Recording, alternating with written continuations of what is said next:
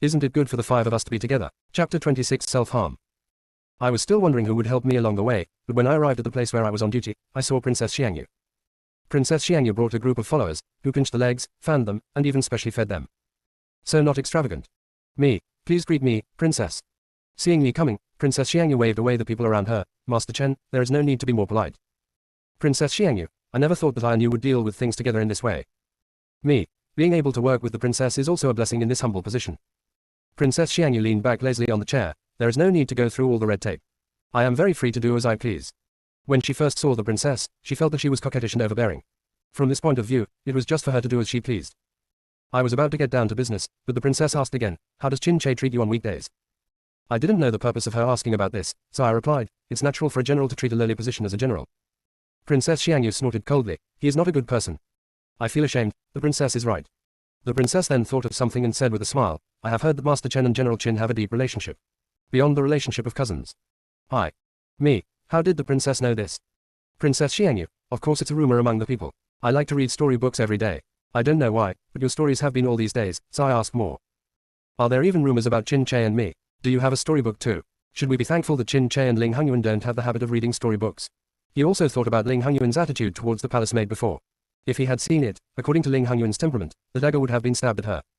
I wiped my sweat and said, I only have admiration for the general despite my humble position. Princess Xiangyu, just admiration. I nodded, of course. Princess Xiangyu glanced at me and said with a smile, don't be nervous, I am not Qin Che's cannibal. There are just some things. I sincerely tell you, don't be the one who licks the blood on the tip of the knife. The thing is, your shoes will get wet when you walk by the river, and the two sides will jump sideways repeatedly, and you may end up dead without any body parts. What do you think? I deeply suspect that the princess not only refers to me and Qin Che, but also knows about me and Ling Hongyuan. I understand what she said, but to attack these two people, isn't it just like dancing on the tip of a knife and pulling teeth from a lion's mouth? But I don't admit it, I really only have admiration for the general. Princess Xiangyu, then it's best, let's get down to business. I breathed a sigh of relief and finally got over this problem, but I never thought that it would come again and again. Now the princess took out a pile of books and said to me, these are the records of all the workshops in Nanyang that the princess has found. Take a look at them yourself first. I was surprised. Princess Xiangyu is hiding her secrets. After flipping through it for a while, I frowned.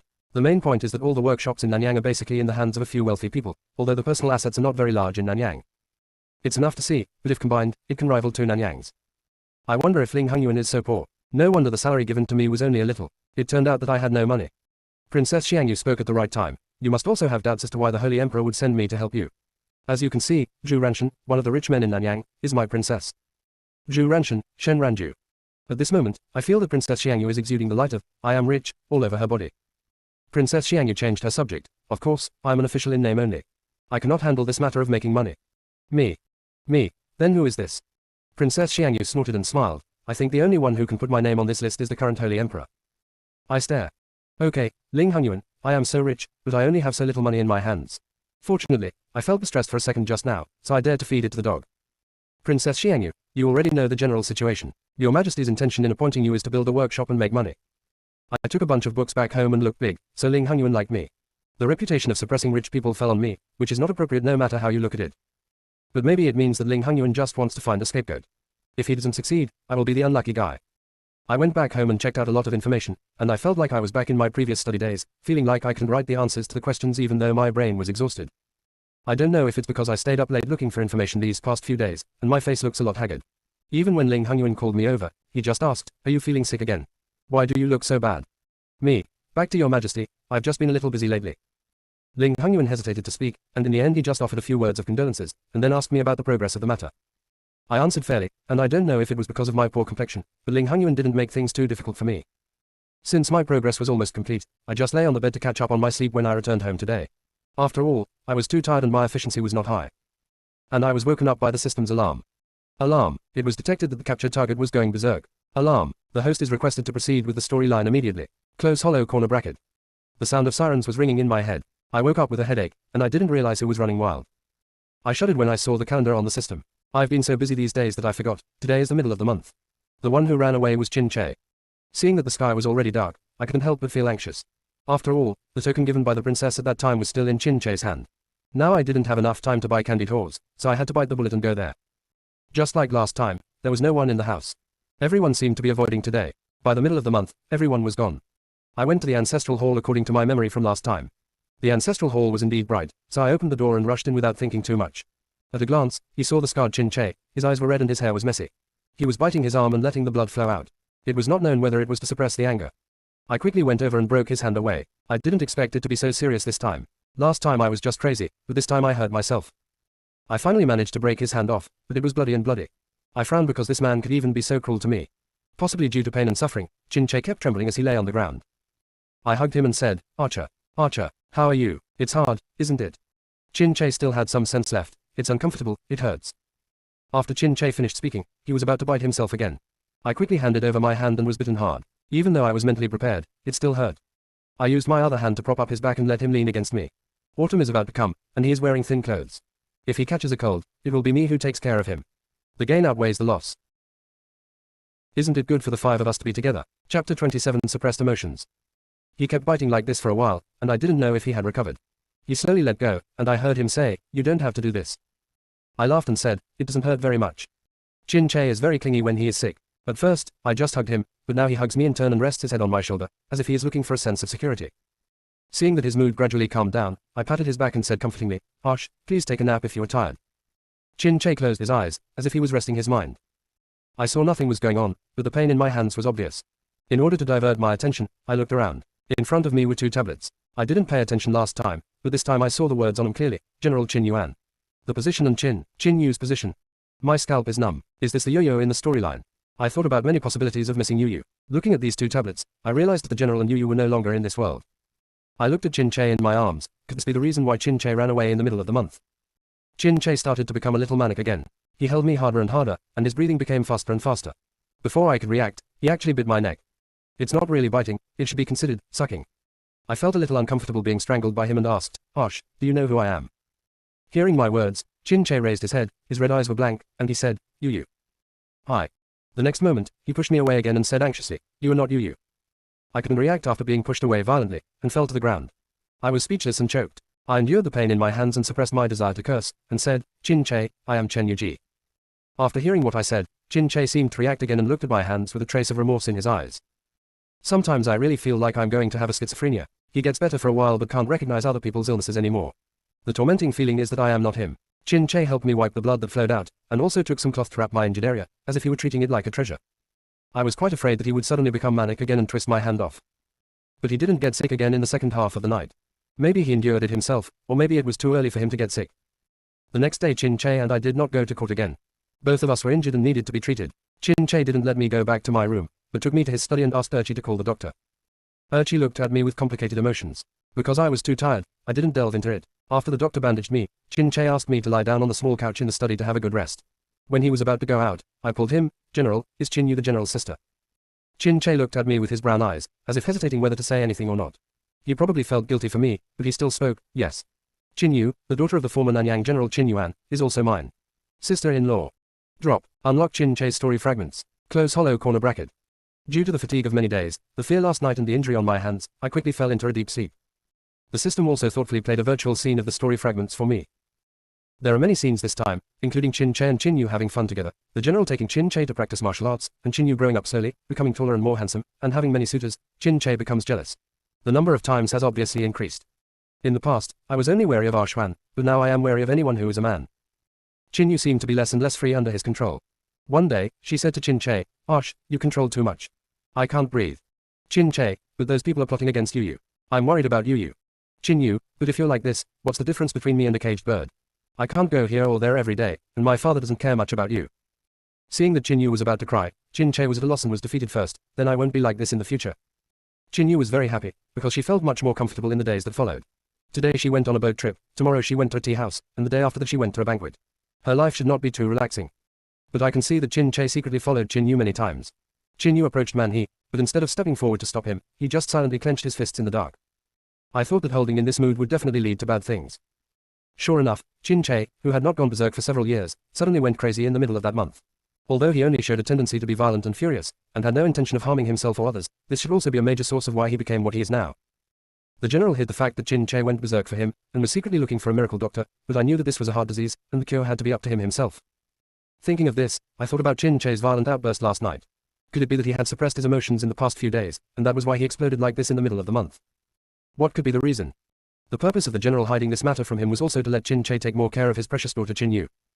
Because before long, the general will go to the battlefield. The border is invaded by petty thieves, and the general needs to be in charge. He can worry about Qin Yu, so he can only rely on Qin Che. I think that such an entrustment is not necessarily foolproof. After all, it is difficult to suppress Qin Che's rampage, although it is only a little sign now. Qin Yu obviously didn't know these things and told Qin Che about the happy things he encountered every day. Carefree, which fits Qin Yu's description. I don't know what happened next, and even Qin Che can protect her. On the day when the general was about to be sent away, Qin Yu cried like rain. The sword had no eyes on the battlefield. The next time they met, Qin Yu didn't know if there would be a separation between heaven and man. But the general went to the battlefield without hesitation. Qin Yu's face was filled with tears. Qin Che comforted her, "My foster father will return safely." From then on, Qin Che's small figure began to slowly support the affairs of the general's mansion. He had the demeanor of a military commander at a young age and was called Little General Qin by many. Although Qin Yu is not as carefree as she was when she was young, she is well taken care of by Qin Che and no one dares to bully her. Because of Qin Che and her father who is fighting away from home, everyone is respectful to her. Drop. Fragment reading completed. Close hollow corner bracket. I finished reading the fragment but I still didn't want to wake up. There was Qin Che's unique sandalwood in my nose. I don't know where he bought it. It was very soothing. Not wanting to face a bunch of chores yet, he drifted off to sleep again. I was woken up by some sounds outside. Although their voices were muffled, I still heard them. I tried hard to distinguish the voices, but they turned out to be Ling Hongyuan and Qin Che. I was surprised. Why did Ling Hongyuan come to the general's mansion? Could it be that we didn't ask for leave this morning, and now Ling Hongyuan comes to investigate? Isn't it good for the five of us to be together? Chapter 28. Pay it back in the next life. Probably not. I quietly listened to the movement outside. It seemed related to me. Qin Che, your majesty is also very elegant. Ling Hongyuan, do you really want to stop me? Qin Che, I don't dare. It's not that I am trying to stop your majesty. I am resting inside, for fear of being disrespectful. Ling Hongyuan, RG. Ling Hongyuan felt a little angry and laughed. My scalp went numb, remembering that the last time I told him about my relationship with Qin Che, it was just a relationship from the past. Ling Hongyuan, you were really friendly. Could it be that the injury on your hand was caused by her bite? I cursed in my heart. I don't have Qin Che's habit of biting people. Qin Che, I bit it myself. Ling Hongyuan, Qin Che, why are you angry with me? Qin Che, I don't have any. Ling Hongyuan, don't make me anxious. Use your general's mansion to calm down my anger. I was shocked in my heart. Ling Hongyuan could really do this. I pretended to cough and shouted in a hoarse voice, water. Yes, please give me full marks for this acting skill. Qin Che came in first, saw that I was awake and asked me if I wanted to drink water. I nodded and he poured me a glass of water. Qin Che taking care of people like this makes me a little at a loss. The person who came in behind was Ling Hongyuan, still wearing the familiar dark black casual clothes. He stood there and looked at me coldly. I quickly said hello, I have met your majesty. Ling Hongyuan raised his chin, but didn't say much. I screamed secretly, and many things flashed through my mind, thinking about how to offend this man. Maybe my absent-mindedness was too obvious. Qin Che asked, what are you thinking about? When I came back to my senses, I found that Qin Che was also a little angry, and my mind was filled with questions. I thought, I just took a nap, how could I offend you too? I said, nothing, I just saw His Majesty coming and I'm afraid that my minor illness will miss the official business of the court. Ling Hongyuan, being missing you for a day is not that serious. I said, your majesty is here in person, there must be something important. Ling Hongyuan, that's true. Thinking that something might have happened to Princess Xiangyu, I said, then, please go and take care of business with your majesty.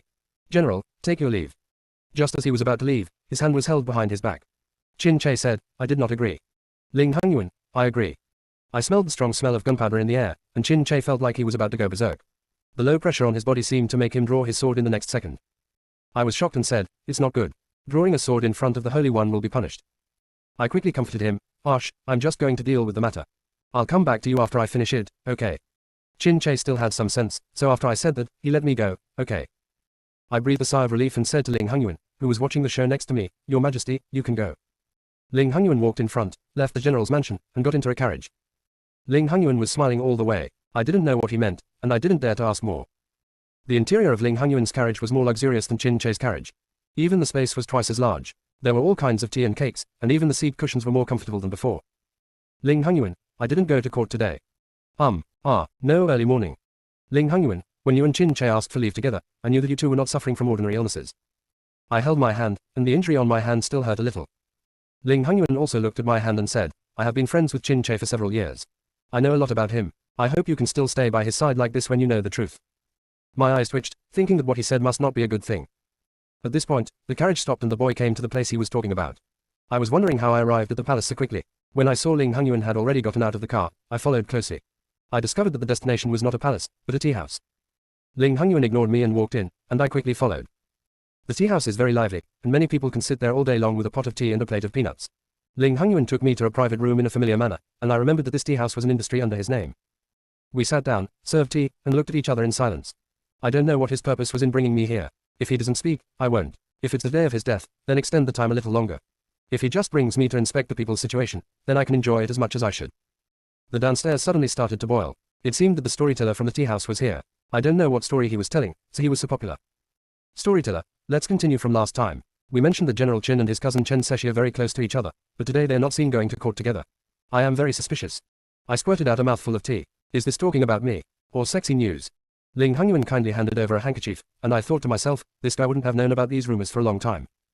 Could it be that he thought that I had confused his ministers, causing them to disobey him, and then came to me to accuse him? Possible. I said tremblingly, Your Majesty, this cannot be true. Ling Hongyuan's lips curled up slightly. What is true? I thought about it for a long time, and it seemed that my purpose was indeed to seduce Qin Che. What should I do if I can't refute? Ling Hongyuan, call each other's nicknames, pick up and drop off the carriage, protect every word, and the special case of surviving in front of him in the middle of the month. Can you tell me, which one is false? I asked how he could know so many things. I thought there should be nothing he didn't know when he came to the Emperor's feet. I said, I have nothing but admiration for the general. Ling Hongyuan said coldly, think carefully before answering. Me, that's true. The general saved Wei Chen's life, and Wei Chen's life belongs to the general. What happened in the middle of the month was also an accident. I couldn't bear to see the general in such pain, so Wei Chen gave himself a blood test, and he must pay back. A kindness from the general. Ling Hongyuan didn't say a word, and his silence made me even more frightened. Ling Hongyuan, don't say that he saved your life, just say that you are working under me now. If you lose your life, you will have to pay me back in your next life. I was stunned. Ling Hongyuan, I don't have the intention to change my subordinates. I can't even think of quitting my job without my permission. I expressed my loyalty. I'm a humble minister who works for His Majesty with all his heart and soul and with all his heart. Ling Hongyuan drank tea and seemed to be in a much better mood, as long as you understand. After that, they looked at each other in silence. Although the wound on the hand was treated, the slightest movement still hurt. I don't know if I moved too much, but Ling Hongyuan suddenly asked, your neck. I suddenly remembered the scene of Qin Che's dog holding my neck and chewing on it. There must be marks on my neck. I was hesitating a little. This was a bit weird no matter how I put it. Ling Hongyuan snorted coldly. I didn't know he would be so mad. I'm so ashamed. I don't know. He picked me up and just bit me, like a dog, biting everywhere. Ling Hongyuan, avoid him in Yue Zheng. If you are like this, you might as well let me kill him twice. No matter what, how can it be so happy? I am here just to endure hardship. Me, I sincerely follow His Majesty's teachings. Dividing line. Small theater. Me, is Mr. Ling Hongyuan jealous? Ling Hongyuan, it's a joke, I'm so jealous. GG, it must be Archer who is jealous. I will go and calm him down later. Ling Hongyuan, CO Desi leads people, and I feel unhappy. Me, hey, a gentleman talks but never touches. Isn't it good for the five of us to be together? Chapter 29 RG is different. When Ling Hongyuan sent me back to his house, it was already dusk. I secretly thought it was wrong and hurriedly went to find Qin Che. But I saw a group of servants kneeling outside the study, and Urchi was also there. Seeing me was like a life-saving straw. My lord, you are back. I asked, where is the general? Urchi, my lord, please go and persuade the general. The general is going crazy. I was surprised. Wasn't the middle of the month already over? Why are you going crazy again? I quickly went in and saw Qin Che's sword rising and falling, blood all over the ground, and a servant fell in front of me. My eyes widened. This was the first time Qin Che killed someone in front of me. Qin Che's eyes were redder than last night, and seemed to be filled with tears. His air pressure was extremely low. When he saw that it was me who came in, he was stunned for a while and called out, RG. He came over with his sword, and there was still some blood on it.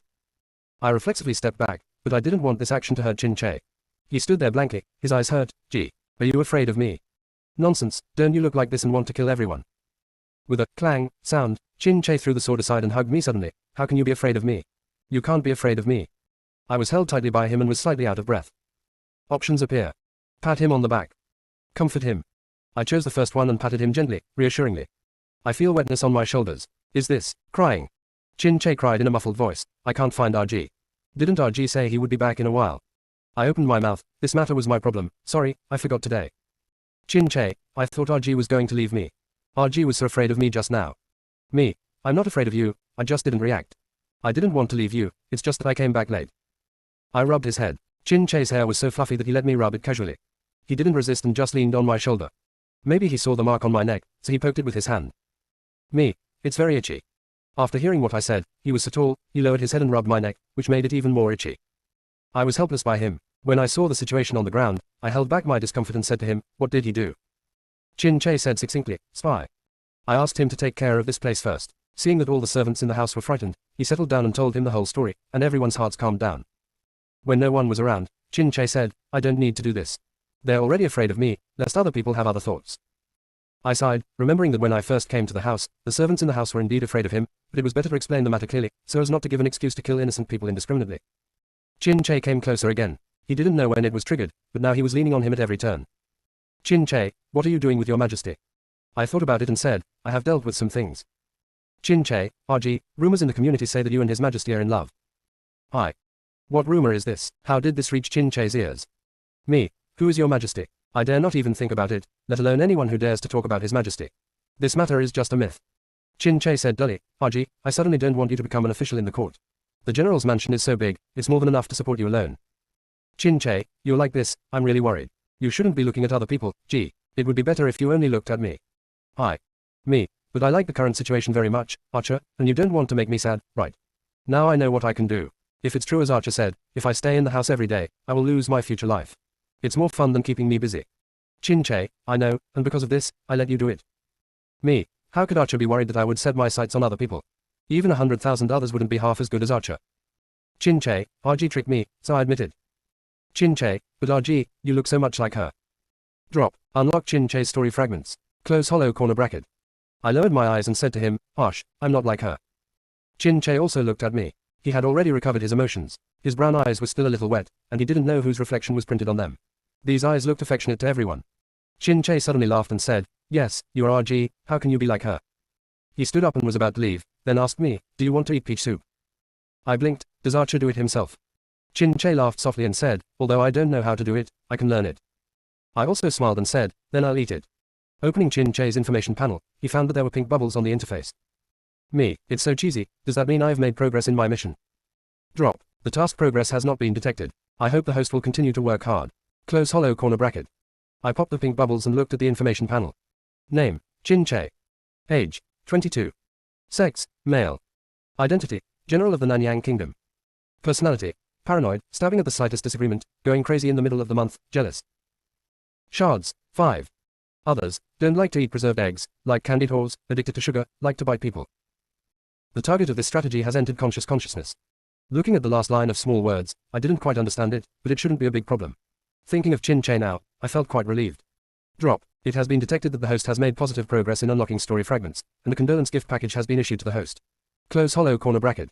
When I heard the announcement, I suddenly felt cheerful. I opened my backpack and checked. There were 5 points of random attributes and a sleep talisman. I looked confused. What is this for? Answers are being provided to the host. Sleeping talisman. After being used, one will fall into a deep sleep for 1 year, and the body's functions will be in a weak state. I looked at this line of text, and it seemed that it was of no use and should be like a vegetative state. There was no need for multiple tubes. I continued to add the attribute values to the physical value. Looking at the panel, I felt very good. Name, Chen Yuji. Age, 20. Gender, female. Identity, Chin Che's distant cousin, Nanyang strategist. Attributes, physical value, 36 up pointing arrow. Popularity, 10. Image value, 31 up pointing arrow. Mainline completion, 0%. Achievement medal, getting off to a bad start and making mistakes everywhere. Do you want to open the fragment?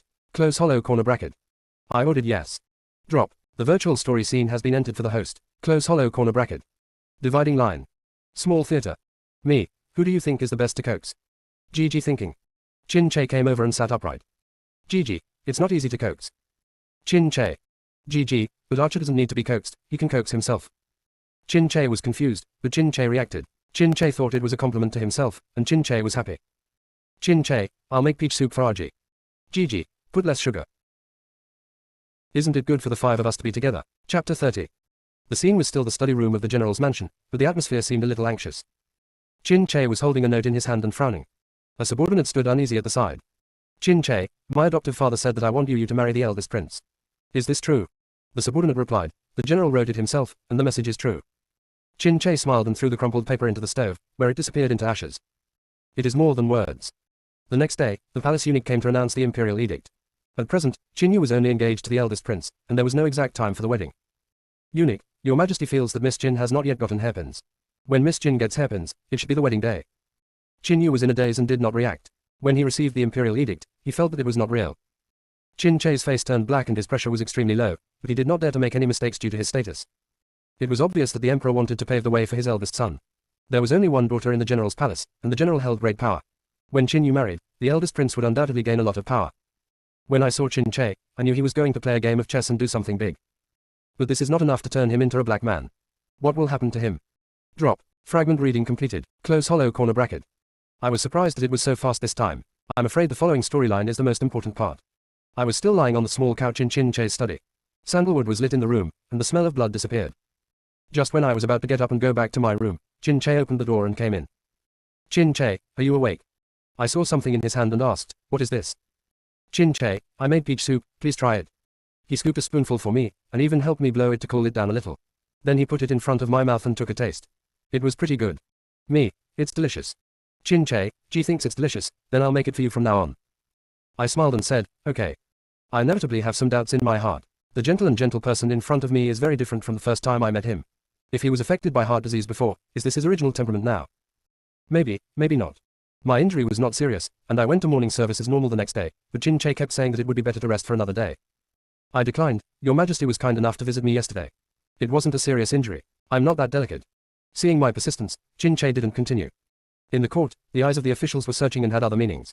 I frowned. How could I not know that these officials were more gossipy than me? When I met the Prime Minister, he said, I was very worried yesterday, but I was delayed by some things. I thought you were injured and had rested early, so I didn't go to the general's residence to visit. I said, sir, don't worry, look at me, am I not alive and kicking now? The Prime Minister was very distressed. I don't know where the spy came from, but he injured the general and you.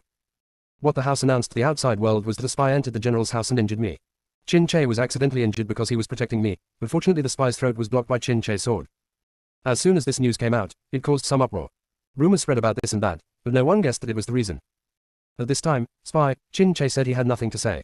There are not many people who can hurt Chin Che, but if there is me who is a troublemaker, then things will be reasonable. Let me ask you who came up with this wonderful excuse. Yes, it was me. Chin Che was not happy at first. I thought he thought it would undermine his prestige of winning every battle, but he couldn't bear it and I kept grinding, so I made this announcement. I said, it's a small injury, adults don't have to worry.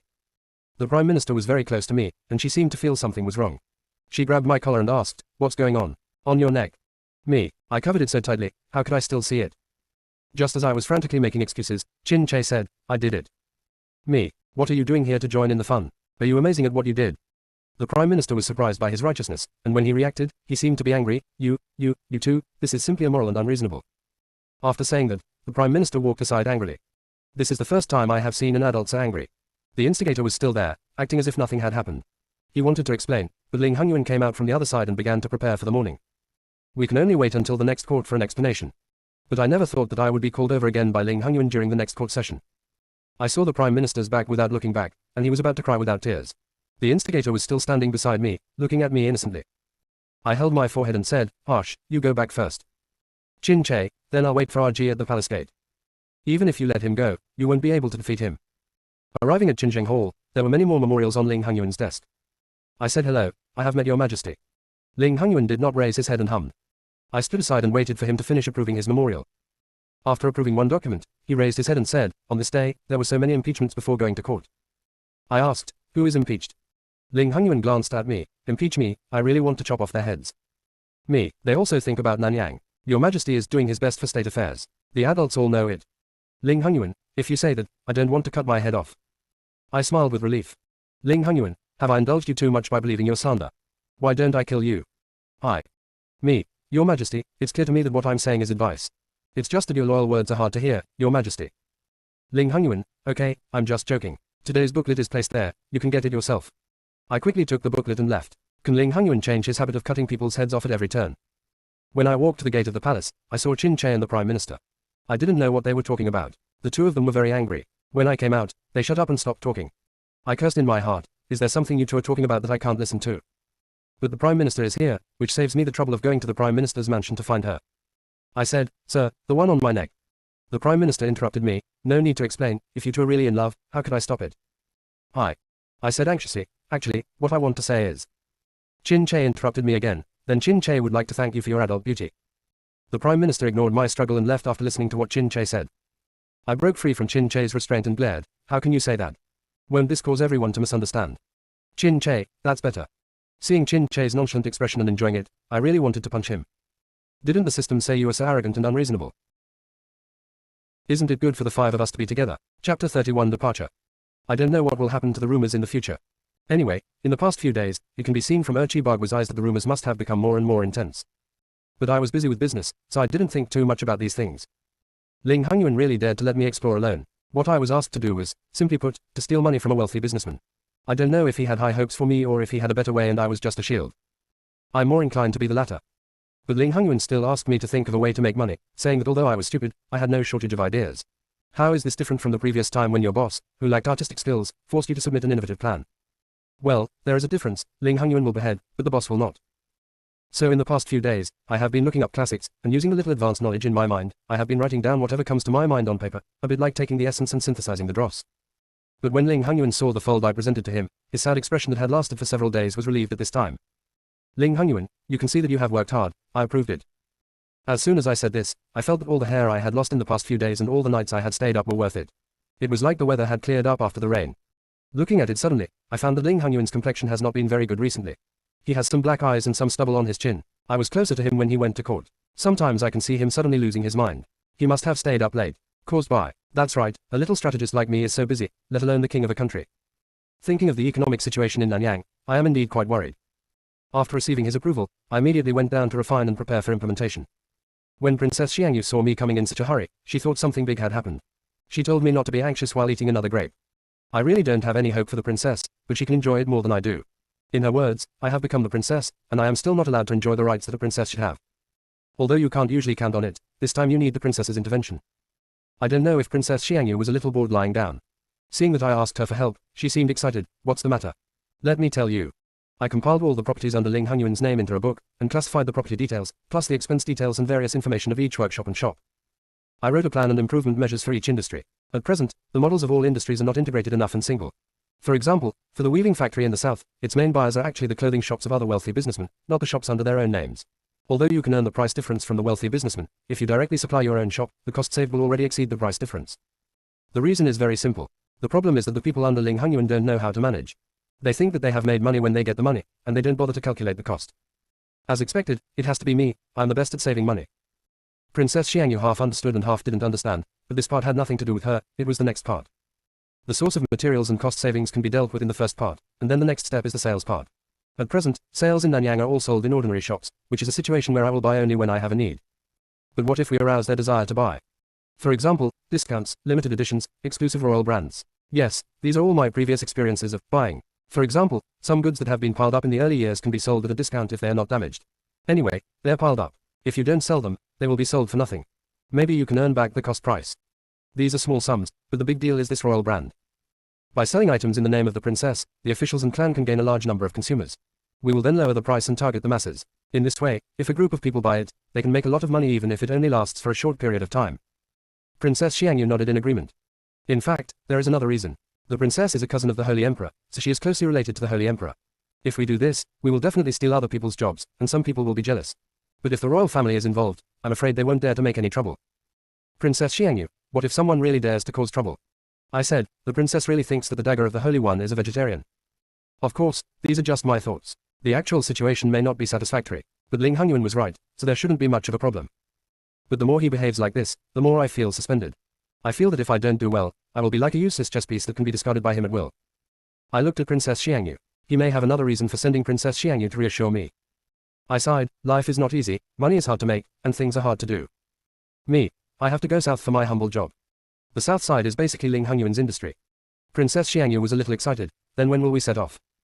I thought for a while and said, I will rest tomorrow and leave tomorrow. There are no holidays for real working people, especially when the knife is still hanging around my neck and could fall at any time. I told Chin Che about this matter, but I never thought that this guy would want to go with me. I said, why are you following Archer? Chin Che, Archie and the princess are going together, so naturally they need to be taken care of. The world is uneasy, and you two don't have martial arts to accompany you. It's still dangerous to think about it. I wanted to refute that Nanyang was actually quite stable, but after thinking that I was not familiar with Nanyang and seeing Chin Che's earnest eyes, I agreed. It's really not because he reimbursed all the expenses on the road. But why didn't anyone tell me that Ling Hongyuan was going too? At this time, at the entrance of the general's mansion, the four people each occupied a piece of land, and the scene was a bit anxious. I continued to persuade, Your Majesty, this journey is tiring and it is difficult to take a break. Your Majesty should pay more attention to the dragon body. Considering how he looks these days, he needs to take a good rest. It doesn't matter whether it's far or close to the south, and the round trip and return trip plus dealing with business will take 2 days. Ling Hongyuan looked tired and said lazily, no need, just leave now. Qin Che didn't say anything. He opened the curtain and made a gesture of invitation, and Ling Hongyuan got in the car directly. Although the princess didn't have a good attitude towards Qin Che, she knew that she had to do business on this trip, so she got into the second carriage immediately after him. Seeing this, I didn't need to say anything more, so I rode in the same car as the princess. Thinking of the last time I traveled far away, when I returned to the capital from the military camp with Qin Che, it felt like a long time had passed. But I said, "Your Majesty is not in the capital. What if someone takes the opportunity to cause trouble?" As soon as the princess got in the car, she closed her eyes and meditated. When she heard me speak, she only said, "Don't worry, there is a prime minister in charge of the city, so there won't be any chaos." The princess seemed to have thought of something and continued to talk to me. "Perhaps you don't know that in the early years when His Majesty just ascended the throne, the government was unstable and factions were fighting. In addition to His Majesty's reputation for cruelty, he suppressed some people, but there were also many people among them. Qin Che and Wen Ning'an's assistants. I thought about it and thought that there was a certain friendship between these three people. Princess, having said that, when I think about it, Your Majesty now is indeed a lot more kind than Your Majesty in the early years. Isn't it good for the five of us to be together? Chapter 32 Punishment. The group was relatively low-key. We only brought 2 servants and 2 grooms, but we had differences in identity forgery. I said, "Arsha and I are brother and sister, and Your Majesty and the princess are brother and sister. It's just right." Ling Hongyuan said, "You think this is just for fun? The whole family is here." I said, "Your Majesty, do you think so?" Ling Hongyuan pointed at the princess and said, "My boss." Then he pointed at me, Qin Che and himself, "You, he, I, my servant." The princess almost fell down after hearing this. "You can't do that, Your Majesty." Thinking about it, I just said that Your Majesty was kind in the car, and now I got off the car and asked Your Majesty to work as a servant for the princess. Could it be that he was assassinated directly after returning to the city? But His Majesty said that even the 8 cows could not be pulled back, so a strange lineup was born. A boss who is doting on the surface but a bit cowardly on the inside, a maid who is not very skilled in serving people, and 2 guards who don't look easy to mess with. When they entered the store, the shopkeeper thought they were here to vandalize the store. After explaining our purpose of visit, the shopkeeper immediately arranged for us to sit down. I didn't know that my boss came all the way here. It was a small oversight. The princess put on all her airs and waved her hand. "I came here on business this time, so I was in a hurry and didn't inform you in advance. Please talk to the shopkeeper." I told my whole story to the shopkeeper. I was afraid that he wouldn't hear clearly, so I had already compiled a copy and handed it to him. The same is true for the next few stores. Each shopkeeper is worthy of being in the shopping mall. I understand everything and can come up with some better improvement methods from time to time. Maybe it was because the boss was personally in charge, or maybe the 2 guards behind him were too fierce, so the shopkeeper moved very quickly. Except this one. This shop is gorgeously decorated and can be considered a big shop. What I was puzzled about before was that a shop with such a large expense would lose money every year. The princess also told me, "I have wanted to resell this shop many times, but I couldn't help it. Sometimes it makes a considerable profit." At a glance, the shop is indeed deserted and there are very few customers. But logically speaking, as long as the prices of the items sold are reasonable, and this shop is located in the center of the city and is very prosperous, how can it lack customers? There must be something fishy about that. Seeing Ling Hongyuan deep in thought, I knew that he was so smart that he must have guessed the reason. I was a little flustered, fearing that he would kill someone if something didn't go his way. Even so, we were still going to go into the shop and check it out. We didn't identify ourselves and pretended to be guests and looked over. You won't know if you don't look at it, but you will be shocked when you look at it. Prices here are 3 times higher than anywhere else. Maybe I was too surprised, so I spoke directly from my heart. When the waiter in the store heard this, he said, "The girl and her group must be from out of town, and they may not know much about our store. Our store is opened by Princess Xiangyu, and the furnishings in the store are almost the same as those in the princess's mansion. The items sold are the things are also produced by the royal family, so it is inevitable that they're more expensive." The blue veins on the princess's forehead throbbed. I didn't expect that the royal family's products would be used to the fullest by this shop. Seeing Ling Hongyuan frowning at the side, I quickly gave the princess a hint. The princess immediately stood up and took out the token. "I am here in person, but I don't know that someone is bold enough to use my name. Call your shopkeeper, and I will ask you personally." When the waiter heard this, he was shocked. He quickly knelt down to say hello and went to find the shopkeeper. The shopkeeper was sweating profusely. I didn't know that the princess was here in person, so I was afraid that I would be missed from afar, so I apologize for this. The princess put down the teacup heavily and said in a cold voice, "You are guilty, but that is not your crime. I ask you, what are you doing to drive up prices?" On the way the shopkeeper came, I had already read some income and expenditure records. Basically, the people who came to the shop to spend money were officials and aristocratic families. He would pay such a high price, and it seemed that he wanted to climb up to the throne of the princess. The more I read, the more I frowned. Some of the accounts were simply wrong. Half of the accounts were fake. Ling Hongyuan also looked bad. The shopkeeper couldn't explain why, he just hesitated. This. I stood aside and said, "In addition to driving up prices, how much money have you squandered from the government?" The shopkeeper became more and more panicked, knelt down and said quickly, "Young man is jealous of money, but a girl can't spit on others." I laughed. "So you admit that you made arbitrary decisions, raised prices, lied about income and expenditure, and all the money went into your pocket?" The shopkeeper trembled. This is simply strong words. "Me, are you spewing blood and making excuses? Let the government officials find out. Since you know this is the royal property, you still dare to act so boldly. I guess the princess is busy with affairs and cannot take care of the shop here, so let you the fox is pretending to be powerful. Does the shopkeeper really want to be powerful?" Ling Hongyuan glanced at me lightly and didn't say anything. When the shopkeeper saw that the matter was exposed, he kept kneeling to plead guilty. Ling Hongyuan and the princess had no intention of taking care of him and directly called the people from the yamen to deal with it. The people at the yamen heard that the princess was actually here in person, but they were not too busy. Since such a big thing happened, they paid even more attention to it. Even the local magistrate was alarmed. When he came, he saw Ling Hongyuan and was hit hard again. Basically, these people didn't know Ling Hongyuan, except for the prefect who had met him a few times the year before. Lord Magistrate, it's a humble position. I don't know what a humble position is. Ling Hongyuan raised his hand to stop him and pointed at me. Why are you looking for her? The magistrate is worthy of being in the officialdom. He understood immediately and bowed to me. May I ask what I call this? Girl. I said, the new strategist Chen Yuji. The prefect was surprised. It's actually a colleague. I said, that's polite. Please ask the magistrate to return the money that this villain has stolen from you in the same way. The prefect looked troubled. This matter may take some time. I said, it's okay, you can just make your own decision. In just one stick of incense, the yamen moved very quickly and had finished all the examinations. The shopkeeper Momo had quite a lot of money, which was enough for a shop to make 3 years of income. I was surprised in my heart, thinking that these officials were generous enough. It was almost time to convict, and the prefect asked us how to deal with it. I was about to speak when I saw that Ling Hongyuan's face had already turned ugly, which showed that his patience had long been exhausted. He pulled out the dagger and walked slowly in front of the man. The knife flashed and blood flowed out. The smell of blood instantly filled the entire room. I was stunned. Someone covered my eyes. Chin Che, gee, don't look. I heard Ling Hongyuan's cold tone. It's an eyesore to me and it's also dirty to my hands. There was silence in the room. No one expected that someone would suddenly die. The waiter in the store shouted in fear, my lord, spare your life, my lord. Princess, spare your life. Princess. Options appear. Stop Ling Hongyuan. Call Ling Hongyuan. I chose the first one. I broke away from Chin Che's hand. Now was not the time for my heart to be weak. Resisting the desire to vomit, he ran over and grabbed Ling Hongyuan's hand holding the dagger, fearing that he would continue to kill people. This is the reason why I don't want Ling Hongyuan to travel with us.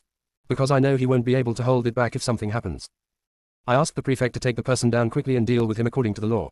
After a while, the room became quiet. Ling Hongyuan shook off my hand, his eyes full of disgust. It's so dirty.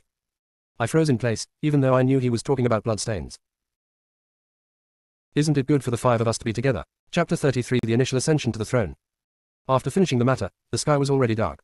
Unable to bear the prefect's persuasion, we stayed at his house and set off again tomorrow.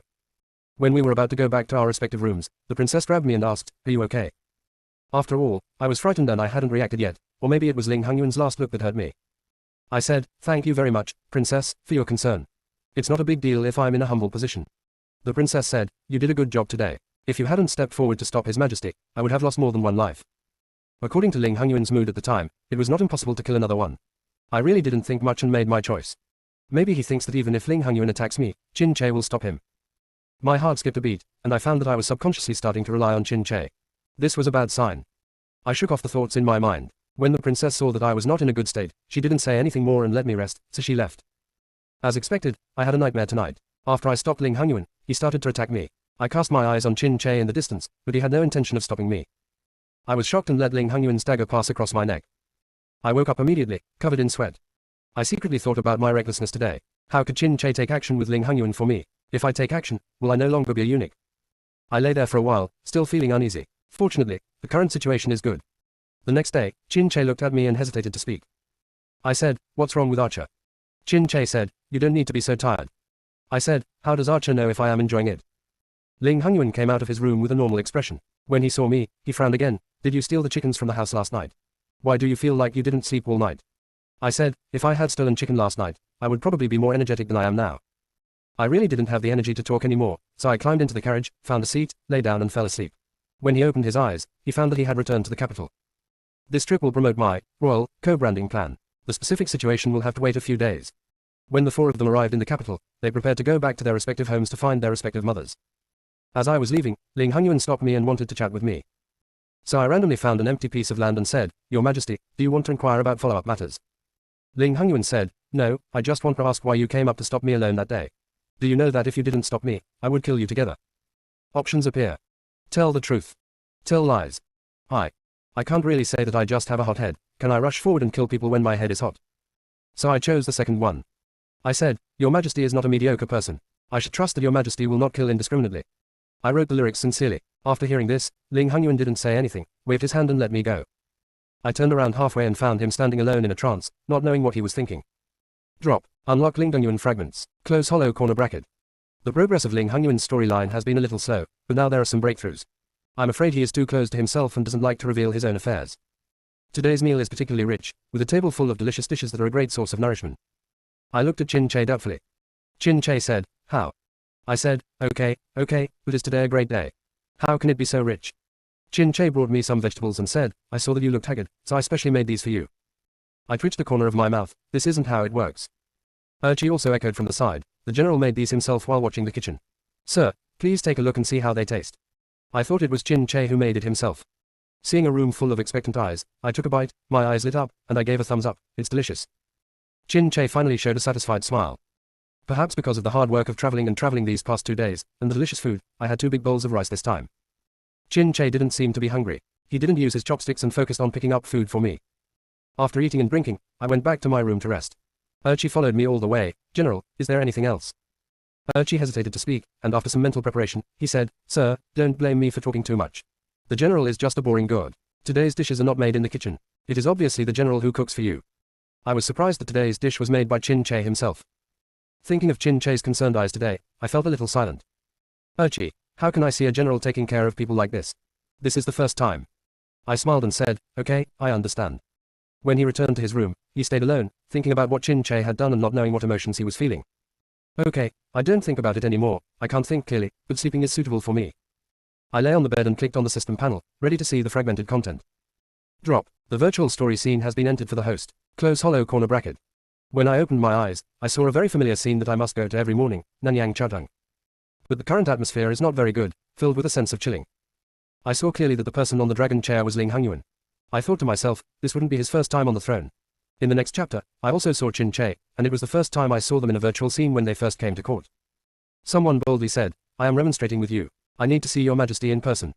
Ling Hongyuan said coldly, you have been raising the matter of my father's death for 3 days. If we waste it any longer, I will have no more patience. The courtiers below were whispering, presumably disapproving of the young emperor. More and more people are coming forward to protest, and some people say, I have not seen the edict left by his majesty. I wonder, how can the third prince ascend the throne without an edict? Someone echoed him, this statement makes sense. Ling Hongyuan sneered from the top, but the people below didn't notice. Someone continued, I don't know where the second prince is. He was nowhere to be seen after the palace incident that day. These 2 princes have rebelled, so I will naturally have to interrogate him. Some people also echoed, yes. These words imply that Ling Hongyuan's position was achieved through indescribable means. As long as there are multiple princes, there will be multiple factions fighting for it. Ling Hongyuan stood up, walked down the steps slowly, and said, the edict was read by everyone on the day my father died. Someone else interrupted him, that day, the third prince led the troops to the palace to protect his majesty, but his majesty died that day. Is there a secret behind this? Ling Hongyuan turned his wrist, and the dagger flew out of his hand, hitting the man's heart directly, killing him on the spot. All the ministers were panic-stricken, and a courageous veteran accused him, you. How dare you take other people's lives in the court? Ling Hongyuan's lips curled up and he said lazily, I'm sorry, Grandmaster is so old that he can't even remember the laws in the palace. Taishi, but you can't take people's lives so casually. This is an official of the imperial court. Ling Hongyuan took the dagger handed back by his subordinate. The blood on the knife had already been wiped clean, with a contemptuous expression, not only the court officials, I even dare to kill the prince. As soon as he said these words, the hall was as quiet as a chicken, and the Grand Master trembled. What do you mean by this? A young eunuch brought an imperial edict, and it turned out to be Xiao Dezi. Xiao Dezi unfolded the imperial edict and read aloud. Function Chungyun Emperor issued an edict. The second prince Ling Hengyang secretly led troops into the palace, fearing that the world would not be in chaos, he would rebel and force the palace. During the coup, the eldest prince Ling Hengchen lost his life at his hands. However, the third prince Ling Hongyuan took advantage of Haran's spirit and captured the rebels in one fell swoop, and he will deal with the rebels on another day. I admire this. The official of the second prince's party said, that's ridiculous. This is just a crime to be punished. If the second prince suffers, the party that follows him will surely suffer. Ling Hongyuan pulled out the long sword from his waist and put it against his neck. Let me ask you, which sentence is not true? Official, third prince, you will be punished. This interrogation is not mentioned openly and is kept secret. No wonder he is the son of a palace maid. He cannot be brought to the forefront. Before he could say anything, blood spattered on the spot. Ling Hongyuan's eyes turned red. I am the emperor, don't let me say it a second time. Someone else came out and said that he was cruel, unkind and unjust. Ling Hongyuan turned around and struck out with his sword again. Who else is dissatisfied? Now the ground was covered with blood, and Ling Hongyuan's body was also splattered with blood. All the officials present shrank their heads and did not dare to speak. Only the Grand Master said, if the third prince insists on doing this, then kill me too. I am shameless if I don't serve you. Disciple. Ling Hongyuan chuckled and walked up to him. The Grand Master is really indomitable. In the past, it was the teacher who looked down on me. Now that I have ascended the throne, the teacher still looks down on me. It's really ridiculous. This throne is for the teacher, how about it? After hearing this, the Grand Master blew his beard and stared. You. Ling Hongyuan stopped smiling. Now I am the only one left among the 3 princes. Who else dares to have doubts about this throne? The teacher must miss his eldest brother, so as the teacher wishes, he will reunite with his beloved disciple. Come on, drag on. Let's chop it down together tomorrow. The Grand Master was dragged down, as if he was angry or frightened, and he fainted. Seeing this, the remaining officials didn't dare to say anything. They all shouted, "Long live your majesty." Anyway, those who didn't shout or refused to accept were killed. I took a quick look and saw few acquaintances. Perhaps for the sake of Chao Gang's stability, the officials in recent years have been replaced by new blood. Seeing Ling Hongyuan getting more and more excited as he chopped, I trembled a little. It turned out that this was Ling Hongyuan's original appearance. I remembered that the princess said that he had become more kind in recent years, which was indeed true. Even I could survive jumping around in front of him like this. Drop. Fragment reading completed. Close hollow corner bracket. Isn't it good for the five of us to be together? Chapter 34 The Princess's Confidant. When I woke up and opened my eyes, the sun was shining brightly. I put on my court clothes and prepared to go to court. Suddenly I thought that I had been on a business trip for 2 days during the holiday but had no overtime pay. It was very painful. I'll go to Ling Hongyuan to pick up some someday. When I went to court, I was still very conscientious. I had the habit of memorizing things. If Ling Hongyuan and the ministers talked about something, as long as I thought it was important, I would write it down on paper. I don't know if I was too dedicated, but Ling Hongyuan glanced at me many times. Looking at it this way, it seems that I am the only one writing, jotting, and drawing. Maybe everyone can remember it by heart, but I can't. The stupid bird has to fly first. When I went to court, I was called to the Qinzheng Hall as usual. To my surprise, Ling Hongyuan wanted to see my little notebook. I quickly defended, "Your Majesty, these are just useless records." Ling Hongyuan smiled, "Then I want to see what you have memorized." Due to the authority, I handed it in slowly. The smile on Ling Hongyuan's face gradually disappeared. The ministers in the 5th row from the right were distracted for the 5th time. The ministers in the 3rd row from the left were whispering to the ministers in the rear. The newly promoted young master Pian. "Forget it if it is written in a mess, your painting is." "What?" I replied weakly, "That is your handsome majesty." The interior is quiet. I shrank my head, afraid that he would be chopped off in the next second. Ling Hongyuan held his forehead and felt a headache. "Take your notebook and go out." I hurriedly stepped forward to pick up the book, and with my feet halfway out, I heard him say again, "The shops in the capital are busy today. If you have nothing to do, go and have a look." I answered yes obediently. He continued, "You won't be needed in the follow-up secret investigation. Just wait for the news in the past few days." I nodded, and just as I picked up the book and was about to walk to the door, he said again, "To Tan Hulang, I want to see which family the handsome young master is from." I bit the bullet and went out, and hereby sincerely wished Tan Hulang all the best of luck. I followed Ling Hongyuan's instructions and went to check out various shops in the capital. Some shops were so crowded that I couldn't even tell what they were selling. The business of my own shop is booming, but there are only a few people in the shop next bid. Some of them are also curious about what they sell so well. Of course, what they sell is not important. What is important is that the marketing methods have been achieved. We are almost done with this first step. I think the income within this month should be very considerable. In the past few days, Qin Che started to go out early and come back late. When asked what happened, he only said that I would know about it right away. Presumably, he and Ling Hongyuan were working on something big. And I began to prepare to look for craftsmen. The princess collected information about all the craftsmen in Nanyang for me. I have been very confused in the past few days. The princess was on the side, eating and drinking, and took a few moments to feed me a mouthful of cakes. "Me, this shortbread is delicious." "Princess Xiangyu, isn't the pastry chef that I finally poached from another rival company delicious?" I gave a thumbs up and continued reading. Princess Xiangyu was chatting away. "I remember when I first met you, you looked sallow and thin. I thought you were a refugee from somewhere." I read one and said, "Actually, I don't know how I survived even though I was in a humble position." I saw the general as soon as I opened my eyes. When the princess heard about Qin Che, she looked disgusted again. "Don't mention him." I have always been curious, so I asked, "Did the princess have any conflicts with the general?" The princess was very sad when she thought of something. "It has something to do with this princess' close confidant, but this matter cannot be told to outsiders." I asked tentatively, "The princess's confidant is Qin Yu, the daughter of the former general." Hearing this name, Princess Xiangyu was shocked and said, "Has he even told you about this?" I said, "I also went to the ancestral hall to watch with my humble eyes. I just made a slight guess." Princess Xiangyu looked at me deeply and said, "Let's wait until later to discuss this matter. The relationship between this princess and him has not been good for a day or two. You also know that Qin Che is ill. You can actually survive from his hands even though you don't recognize your relatives, and now you have a little sesame official, he really has more than a simple affection for you." I suppressed my emotions, and no one outside would know how I survived the critical moment of life and death. "Princess Xiangyu, that's all, why are I telling you this? I hope you can take care of yourself in the future." I said. The princess showed her heart and soul to Xiaoji. Ji was also very touched. She will definitely keep it in her heart. She waved her hand and continued to eat snacks and read the storybook. Seeing that she didn't look like she wanted to speak, I continued to read the information about the craftsman. What worries me these days is that I need to find a craftsman, but I don't have any way to choose a craftsman. I just rely on classics, which is a bit of a waste of money. After thinking about it, I came to the door of the Prime Minister's mansion. "I will miss you very much for a long time to come." When the guard at the door saw me, he greeted me warmly. "This is Miss Chen. Oh my god, the girl actually came to our house." "Hi." The guard brother ignored my doubts and said enthusiastically, "Will the girl continue to be on duty at the Prime Minister's mansion?" Another guard brother next to him gave him a surprise. Young lady has already entered the court as an official, and now you should be called Master Chen. The elder brother of the guard said in surprise, young lady has been appointed as an official. What a happy event. I will send you some chickens tomorrow to congratulate you. I smiled and said, that'll be useful. Is it to please yourself? A familiar voice came from the front. The Prime Minister still looked cold and cold. He was dressed in plain clothes today, and his black hair was tied with a white jade hairpin, which made him look a little unsullied. I paid my respects to you and said, today, UAG has come to bother you again. You must not dislike me. The adult smiled and said, how can I dislike it? I think of you all the time. The boy next to him intervened at the right time. You two adults have met each other in the morning, how can you be so sticky? The adult blamed him, you are the only one who talks too much. When I came to your study, I explained my purpose. The Prime Minister had dealt with recruitment matters, so he must have experience in this area. The Prime Minister thought for a while, then nodded in agreement, and informed me that she was solely responsible for the matter, and I just had to wait for news from her. I immediately wanted to kowtow to her, the Prime Minister is my god.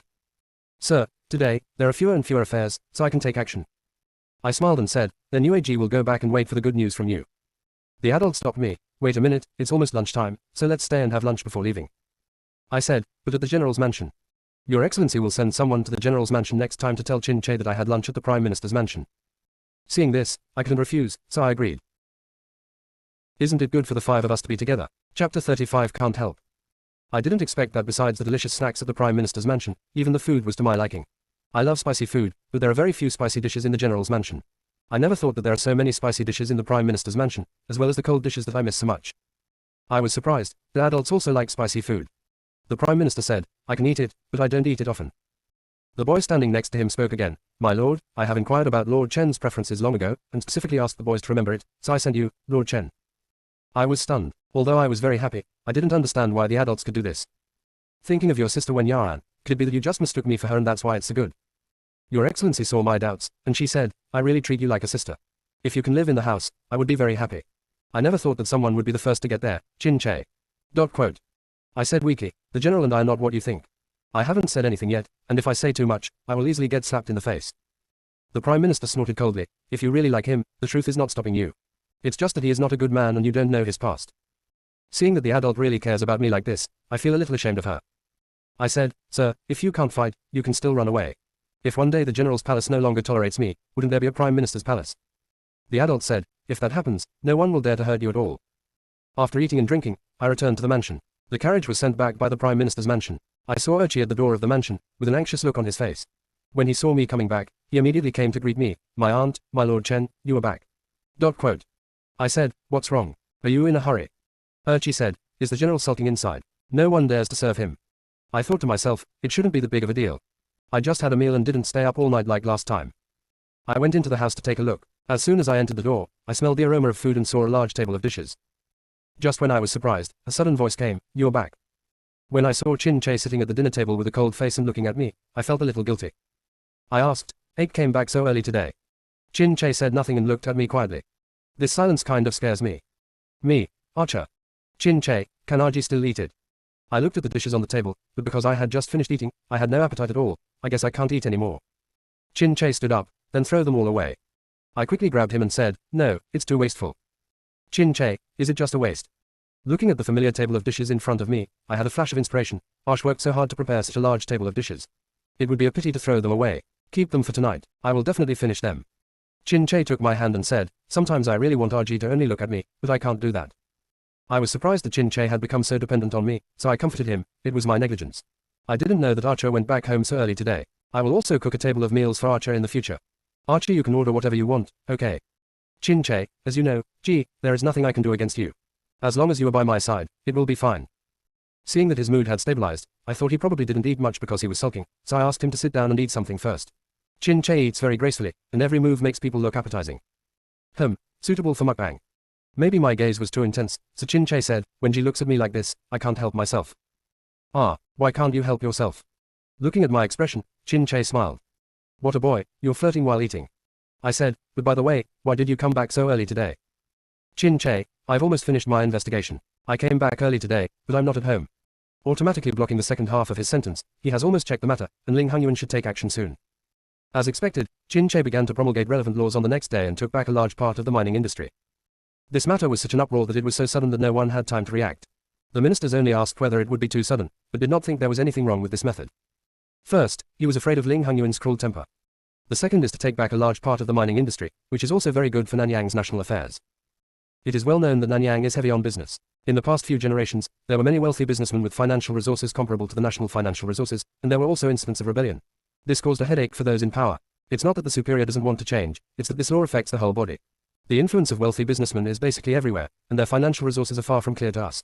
In addition, the government was not stable at that time, so it was not a good time for change. However, if this problem is not solved, there may be endless troubles. The entire country is either filled with wealthy businessmen, or the common people underneath are squeezed to the bone. Coupled with the blind price gouging done by wealthy businessmen due to their monopoly on the business world, the consequences of these things are still very serious. At present, there is a strange consensus in the court. But this has definitely harmed the interests of wealthy businessmen, and they are currently protesting. After all, their big industries are being dealt with, and it is a huge loss no matter how you look at it. When I went to Chincheng Hall, I saw a group of wealthy businessmen waiting at the door, crying, "Please give me a way to survive." My veins are twitching wildly. I'm afraid Ling Hongyuan is not in a good mood right now. After being summoned, I walked into the hall, and sure enough, Ling Hongyuan looked gloomy, lying on the bench, with Xiao Desi waiting on him, rubbing his temples. I bowed and said, "Bless your majesty." When Ling Hongyuan saw that it was me, he raised his hand. "No courtesy, I'll give you a seat." As soon as I sat down, Ling Hongyuan asked me, "Do you think I am too radical to let these people live and die like this?" Options appear. Yes. No. I chose the second one. I said, "Your majesty, it is not the case." Ling Hongyuan, tell me and listen. I said, "Whenever your majesty announces this law, they will be dissatisfied. What's more, there are no absolute friends in business. Now that your majesty has taken over so much of their property, they will definitely join forces. The one who attacks." Ling Hongyuan, continue. I said, "The minister boldly speculates on the holy will. Now that they can enter the palace and let his majesty listen to their words, his majesty must have already made a decision." Ling Hongyuan glanced at me and said with a smile, "You are indeed smart. Qin Che did not support you in vain." Ling Hongyuan stood up, Xiao Desi arranged his clothes, then walked to the desk and sat down. "Here comes, pass. Isn't it good for the five of us to be together?" Chapter 36 Backstab Life. A group of wealthy businessmen entered the palace, some made themselves miserable, and some had tears on their faces. Ling Hongyuan watched lazily, tapping his fingers lightly on the table, as if his patience was slowly disappearing little by little. Xiao Desi spoke sternly, "In front of the Holy Lord, put away those colorful intestines, don't cry and cry, tell me slowly what is the reason for your troubles." As soon as these words were said, all the wealthy businessmen said something to each other, and the whole hall was very lively. "The mines your majesty took away are the inheritance passed down from generation to generation by the clan. How can you just take them away, your majesty? Your majesty, there are also jade mines left by the ancestors of the grassroots for generations. Your majesty, there are so many acres of farmland owned by Cao Min's family. The autumn harvest is coming now. How can we just take it away?" Ling Hongyuan listened quietly and never said a word. I saw that almost all the wealthy businessmen were wailing, and only one was relatively quiet. There should be a family of 3, and the couple's daughter was also there, but they didn't clean up badly, but neatly and elegantly. Without thinking too much, Ling Hongyuan raised his hand to stop their attempts to continue talking. Xiao Desi received the hint, picked up a stack of books from the desk and started reading. In the early years, the north was recovered by the former general. Because the late emperor was busy with government affairs, he appointed the son of the Zhao family to manage the mines in the north for 30 years. Now the time limit has expired. The same goes for jade mines. After verification, the 100 acres of fertile land to the west is not the land of the Li family's ancestors, nor is it the land under the Li family's name. It is actually the result of the forced occupation of farmland and the expulsion of farmers. Each family gave a reasonable explanation. I thought that Qin Che went out early and came back late some time ago, so he must have been busy with this matter. The speed is also very fast, so many things can be found in a short period of time. No wonder Ling Hongyuan took action so quickly. Each of these incidents is enough to counterattack and punish them. Ling Hongyuan actually had the patience to deal with them, which was really unlike his style. By the time Xiao Desi finished reading, everyone's expressions had already changed. Maybe they didn't know why the emperor, who was known for his tyranny, had such ability. Come on, Ling Hongyuan is cruel, but he is not stupid or lazy. If it were me, it might be easier to fool him. Seeing that none of them spoke, Ling Hongyuan said, "Everyone, is there anything else you want to say?" Everyone was silent. Ling Hongyuan looked disdainful and snorted, "You all have no objections, so let's deal with it according to the law." Ling Hongyuan was too lazy to spend time with them. The people who were pulled down were either wailing or begging for mercy, but they lost the momentum they had when they came. In fact, I think that if they knew that they would just give up and not come here, maybe Ling Hongyuan would not punish them. After a while, there was only one family left, that family of 3. Even though the 3 of them looked scared, they still knelt upright. Just as I was thinking about what they were going to do, the woman shocked me as soon as she spoke. Lu Zaishi, a common man, took the Lu family's vast wealth and devoted himself to his majesty. Hi. Are you planning to dedicate all your family wealth to Ling Hongyuan? I turned to look at Ling Hongyuan, wondering if he would accept it. The Lu family is well known as a wealthy businessman, and I have also heard of this little daughter of the Lu family. Everyone said that with half of the Lu family's wealth, they could support all the people in Nanyang for 3 years. The Lu family has only one daughter, Lu Zaishi, who is now recommending herself. Many men tried their best to marry into the Lu family, but they could not see the only daughter of the Lu family. Ling Hongyuan seemed to have heard a huge joke, and his words revealed sarcasm. "How do you think I will include you in the harem?" Presumably Lu Zaishi, who has been in the spotlight since childhood, has never been ridiculed like this. At this time, his eyes were a little red. Your Majesty. Ling Hongyuan's words suddenly changed, and his tone suddenly became harsh. What I hate the most is using a woman's body in exchange for anything. No matter what the purpose is, it makes me extremely sick. After saying that, he took out his long sword. His whole body was full of chilling thoughts. Ling Hongyuan suddenly lost his temper, catching us all off guard. Co Desi has knelt down and begged His Majesty to calm down. Lu Zaishi's father quickly stepped forward and explained, "It's not what Your Majesty thought. My daughter has loved Your Majesty since she was a child. She came to the palace just to see Your Majesty. If you can get a favor, it will be a blessing for the Lu family, Your Majesty." Lu Zaishi was frightened and stood there in a daze. I didn't dare to step forward rashly, and I didn't know what point I touched that made Ling Hongyuan so furious. Ling Hongyuan, humph, it's all an excuse. Do you admire me? Then just go and die. Options appear. Stop Ling Hongyuan. Unmoved. I immediately chose the first one. It's too late. If we don't stop him, this whole family will die here. And now it is a sensitive moment for the new policy. If a person is killed in the palace, the response will definitely not be good. The moment the sword rose and fell, I rushed forward. I felt something was wrong, but I couldn't react. Oh my god, why did I push Lu Zaishi away instead of grabbing Ling Hongyuan's sword? The consequence of pushing Lu Zaishi away was that I was struck by a sword on my back, but I could feel that the wound was not deep, but it was a little painful. Me, please provide more detailed options next time. However, the man was saved, but he heard Ling Hongyuan roar, "Chen Yuji, just tell me if you want to die." I wanted to say something, but there was no response. Ling Hongyuan supported me, the pain in my back became more and more profound, and I felt that I was speechless. Seeing Ling Hongyuan's somewhat panicked expression, I said with all my strength, "Your Majesty, you can't do it now. Kill people. Be careful, you will miss the mark." The next second, he fainted as he wished. "Please give me full marks for my acting skills, thank you." When I was in coma, I felt someone pick me up and call Dr. Xuan again. Fortunately, he was only injured and not cut by a sword, otherwise he would have to go back and trace again. To be honest, this sword was not as painful as Qin Che's sword. Could it be that if you get stabbed too many times, you will become immune to pain? Drop. Congratulations to the host for achieving the Backstab Life Achievement Medal. Close hollow corner bracket. Drop. Unlock Ling Hongyuan's story fragments. Close hollow corner bracket. When I woke up, my head was a little groggy, but I felt like there were many people around me. When he opened his eyes, someone shouted in a happy tone, "Master Chen is awake. Go and tell His Majesty." I moved my body, but it involved my wound, and I made a sudden hiss sound. It hurt so much. The person serving me in front of the bed was a palace maid whom I didn't know. When she saw that I was making some moves, she quickly stopped her. "Master Chen, be careful. The imperial doctor said that you can't make any big movements now. The wound is not healed, so just lie down." After hearing what she said, I lay down peacefully, but my throat was dry. The palace maid immediately poured me a glass of water, drank it, and felt much better instantly. Isn't it good for the five of us to be together? Chapter 37. I saw that the furnishings in this room were unfamiliar, so I asked her where it was. The palace maid said, "Back to your lord, this is the side hall of the Qinzheng Palace. Your lord has been resting here for the past 2 days. Oh, it turns out to be the side hall. Ling Hongyuan should be here soon.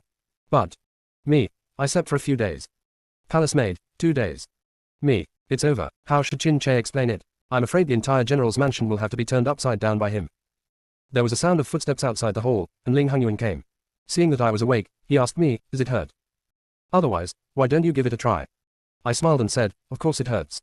Ling Hongyuan scolded her without any warning. "Who asked you to rush up? I'm really surprised that Lu Zaishi, a stranger I don't know, let you risk your life to save her. Should I say you are brave or brainless?" I said, "It's not for her, it's for His Majesty." Ling Hongyuan interrupted me in a cold voice. "I am cruel to begin with, and I am just as good as this. Their whole family deserves to die." I coughed. "They didn't do anything harmful to nature, so they wouldn't have lost their lives." Ling Hongyuan, "Oh, what kind of good thing do you think the guy who made his daughter surrender to him is? What kind of person do you think he is who wants to climb a high branch and become a phoenix overnight? With a weak and incompetent person, your daughter will be betrayed by her father-in-law, but who is the person who did not stop them? The whole family seems to be sanctimonious, but inside they're already evil-minded and want to kill them in exchange for a piece of pure land." I was still a little shocked when I heard his evaluation of that family. Although what he said is reasonable, this view is indeed a bit extreme. I thought in my heart, it seems that I have to read the fragment to know why Ling Hongyuan had such a big reaction. I said, "Your Majesty, calm down. Ling Hongyuan, next time if you really insist on seeking death, don't get in my way in front of me." I said, "There won't be a next time. It hurt too much, not to mention that I was still lying down for fear of touching the wound." Ling Hongyuan saw my ferocious expression and said, "I really don't know what you think. Is a stranger more important than your own life?" I said, "Your Majesty, you don't know that Wei Chen suffered only flesh and blood wounds, and what she is about to pay is her life. It's not that Wei Chen is kind, but that more things are worse than less things. Your Majesty can deal with them at any time, but definitely not that time." Ling Hongyuan looked at me with a complicated expression and said, "That's all. They are all placed in the palace. You can do whatever you want with them in the future. I don't want to see them. I feel extremely disgusted every time I look at them." I said, "Thank you, Your Majesty." Ling Hongyuan then thought of something and continued, "You need to rest for the past 2 days. I have stopped them. Let's see you one by one when you recover from your injuries. After a while of reflecting on who they were, I'm afraid Chin Che and the Prime Minister had already panicked. Ling Hongyuan's behavior is actually in line with my wishes. Anyway, I'm in a hurry, so it won't take more than a minute and a half. When no one was around, I opened the system panel. Drop. The virtual story scene has been entered for the host. Close hollow corner bracket. The scene in front of me should be the Xinjiang Hall, but the person sitting at the head of the case is the late emperor. I was lucky enough to meet him during Chin Che's storyline. The late emperor is still relatively young. He is having a drink and chatting with an official, and he is very happy. The late emperor, in this huge harem, there is no one who understands me. Official, the queen is so gentle and virtuous, so how could she not know what your majesty is thinking? The late emperor shook his head and continued to raise his glass to relieve his sorrow. After drinking a glass, he said, I had known that my dear wife had a rare wife. She was of outstanding appearance, and could be the most beautiful woman in the country. Her temperament was also first-class, gentle and lovely. Let me see. The way Aching looks like this means you know the rumors are true. I was dumbfounded when I heard this. Did the late emperor drink too much? Such explicit words are all it takes to directly say that he likes the other person's wife. The official understood this and was not surprised at all, and immediately echoed, the humble wife is not as expressive as the rumors say, but if she is the empress of the harem. After hearing this, the late emperor laughed heartily. I really love you and know your interests. Come, please. I won't come back until I'm drunk tonight. The picture flipped over, and in front of him was a familiar woman, with hibiscus blooming from the water, and a beautiful woman in the autumn water. Her eyes were very captivating. This is what Ling Hongyuan's mother looked like when she was young. A closer look shows that there are many similarities between the two. It seems that Ling Hongyuan's good looks were inherited from his mother. The official and the woman sat opposite each other, with unbearable expressions on their faces. Menair, it's not that you didn't stop me because of your husband, but that you tried your best to stop me because of your husband. You were really incompetent. The eyes of the woman called Menair were slightly red, as if she was struggling in her heart and had to recognize the reality. Since it is for the entire inner palace and for my husband, then Menair can only serve you with sex. I was shocked that a woman actually did this, and the purpose was just for her own career. I felt sick inside and turned pale. Thinking that Ling Hongyuan had such a big reaction to those three people, I was not surprised. He must have known that his mother had experienced this kind of thing when she was young. The picture flipped again. It was the familiar harem. The late emperor came to Menair Palace almost every day to play and sing every night.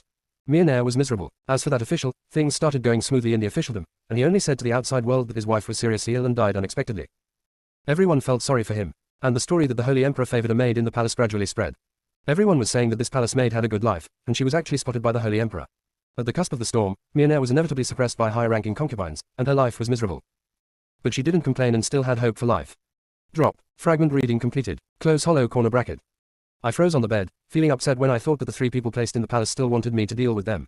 I directly called the palace maid to move the three of them to Dali Temple, and gave them the following criminal names for others to judge. After Ling Hongyuan found out, he asked me why I did this. I said, Your Majesty is right. Keeping it in the palace might stain His Majesty's eyes, so I will hand it over to Dali Temple. The people below will definitely give a fair trial. Ling Hongyuan looked at me seriously, his brown eyes seemed to overlap with that of the woman named Menair, and said, Then do you regret blocking that sword? Options appear. Not regret. Regret. I chose the first one. I said, I have never regretted it. I was served delicious food and drinks every day in the palace, and the imperial doctor diagnosed and treated me. The injury healed quickly, leaving only a somewhat hideous scar. When the imperial doctor said it was okay to go out and walk around, I immediately went to see Chin Che. What a joke, if I don't see him again, I think he's going to go berserk again. When Chin Che saw me coming back, he ignored me, turned his head to the side, and said sincerely, Archie still knows to come back. I coaxed him, these days, what I miss most is Archer. Chin Che suddenly said excitedly, then why am I willing to risk my life for someone who has nothing to do with me? How can I not worry if I am like this? It seems that Ling Hongyuan told Chin Che the whole story in order to appease Chin Che. I said, everything happens for a reason. Isn't it okay now? Chin Che, you know, these days I really want to kidnap Archie back and keep him by my side. He can't go anywhere. This time I am blocking the sword for an unrelated person. What about next time? Should I take the risk? Did he die? I was caught off guard by Chin Che's sudden hug, but he hugged me lightly, as if he was afraid of touching my wounds. I hugged him back and patted his back to comfort him. There will be no next time, there won't be a next time. If there is another time, I'm afraid I will die from the pain. Chin Che murmured in a low voice, and it took me a long time to hear clearly what he was saying. I don't want to lose any more. I sighed and suddenly began to feel a little sad about the future. The next day, Chin Che accompanied me to the Prime Minister's mansion. Originally, he was unwilling to let me go out again. After all, I still needed to recover from my injury. But I thought that only by going in person would I be sincere, so I tried hard to get Chin Che to agree. When we arrived at the Prime Minister's mansion, we went directly to the Lord's study. As I walked through the hall, I spotted a few people I didn't expect. It's Liu Zixi's family. The adult seems to be sitting high up, with a serious face. This is the first time I have seen an adult with such a scary expression. After all, he is usually gentle and gentle to me. Although he is cold and expressionless towards others, his external mood is still very stable. Like today, you can tell at a glance that the adults are angry. The boy said something to the adults for me, and Chin Che helped me into the hall. The servant in the house quickly got me a seat and thoughtfully placed cushions on it. The Prime Minister frowned and said, "The injury is not fully healed, why are you going out?" I said, "It's almost done now. You just have to be active when meeting adults." The adults wanted to continue preaching, so I quickly changed the subject and asked, how could these 3 people be in the hands of adults? I remember that they were handed over to Dali Temple. Coming. The Prime Minister snorted. The Prime Minister has personally examined this matter and fined them half of their family property, and they will not be allowed to enter the capital for life. They will be kept out of sight. This punishment is neither light nor severe, it is just right. I nodded in agreement. Lu Zaishi saw me over there and hurriedly came to me and thanked me. "Thank you so much, Zaishi, for saving my life." I waved my hand and said, "This is not all for you. It is also His Majesty's kindness that prevents you from being exterminated. Just think of your Majesty." After saying that, 2 complicated eyes were cast on me. Chin Che and the Prime Minister looked at me with expressions that I don't know how to describe. Me. Did I say anything wrong? There was nothing else to do at the moment, so the Prime Minister let the family go. After the Prime Minister paid attention to my injury, he directly talked about business. She said, "The true identity of the craftsman has almost been found for you, and I'm just waiting for you to give orders on how to do it." I said, "You are indeed the Prime Minister. Without you, UAG wouldn't even know how to proceed to the next step." Chin Che was dissatisfied and said, "If there is no Prime Minister, I can still find someone for me." The Prime Minister sneered, "The military commander must have found someone reckless." Chin Che, "Civil officials are just talking." Seeing the strong smell of gunpowder, I quickly stopped them and said, "We are talking about business." The Prime Minister thought of something and said to me, "But there is a person who I can really recommend to RG. This person is knowledgeable and understands the design of institutions. I think he is the person I want to find." I asked in surprise, "Who is it?" "Prime Minister, the son of the young minister of Dali Temple is Yuanyi." I was surprised, it was him. A figure who is as gentle as jade comes to mind. Chin Che disagreed a little. "I have investigated this person before. The young minister of Dali Temple is a pedantic person. I am afraid he will not agree to Yuanyi coming forward to do this." The Prime Minister said, "The general has no interaction with him, so how could he suddenly investigate?" Chin Che snorted, "Personal grudge. I feel ashamed that he actually remembered the copybook from that day for so long." "Prime Minister, I won't agree easily, but if His Majesty makes the decree, this matter will be much simpler." After talking about these things, the Prime Minister repeatedly told me to have a good rest and gave me a lot of ointment to remove scars. She said, "Women should have skin as smooth as cream. How can you not feel distressed by the fact that you have such a hideous scar?" Under the tearful eyes of the adults, I accepted a bunch of bottles and cans. On the way back home, Chin Che suddenly said, "I am so close to everyone." I said, "But Archer is RG's only relative." Normally, when he heard my words at this time, he would feel relieved, but now, when he heard these words, his brows furrowed even more tightly. I said, "What's wrong?" Chin Che lowered his eyes, covering his emotions, and said, "Nothing." Seeing that he had nothing to say, I didn't continue to ask. Maybe it was because the dog was older and had his own worries. I looked at the pile of plasters on my hand, and when I thought about the past few days, I felt like I was in another world. It would be nice if it could stay like this forever, but after all, I still don't belong here. The wind chimes on the carriage tinkled alone, just like my thoughts. Isn't it good for the 5 of us to be together? Chapter 38 Talk about the Royal Garden. After being introduced by the Prime Minister, I found the time to meet with Yuanyi. It's just, Chin Che doesn't have to follow him all the time.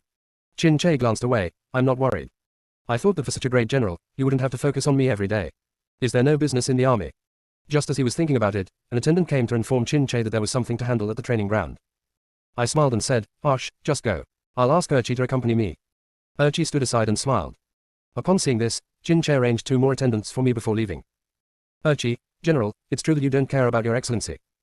I said, "You can be poor if you want." I turned around and headed to the tea house.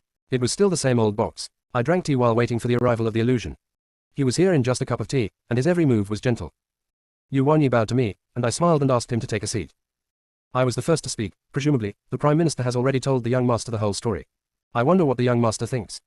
Yuanyi said, "I am very happy to contribute to you, sir.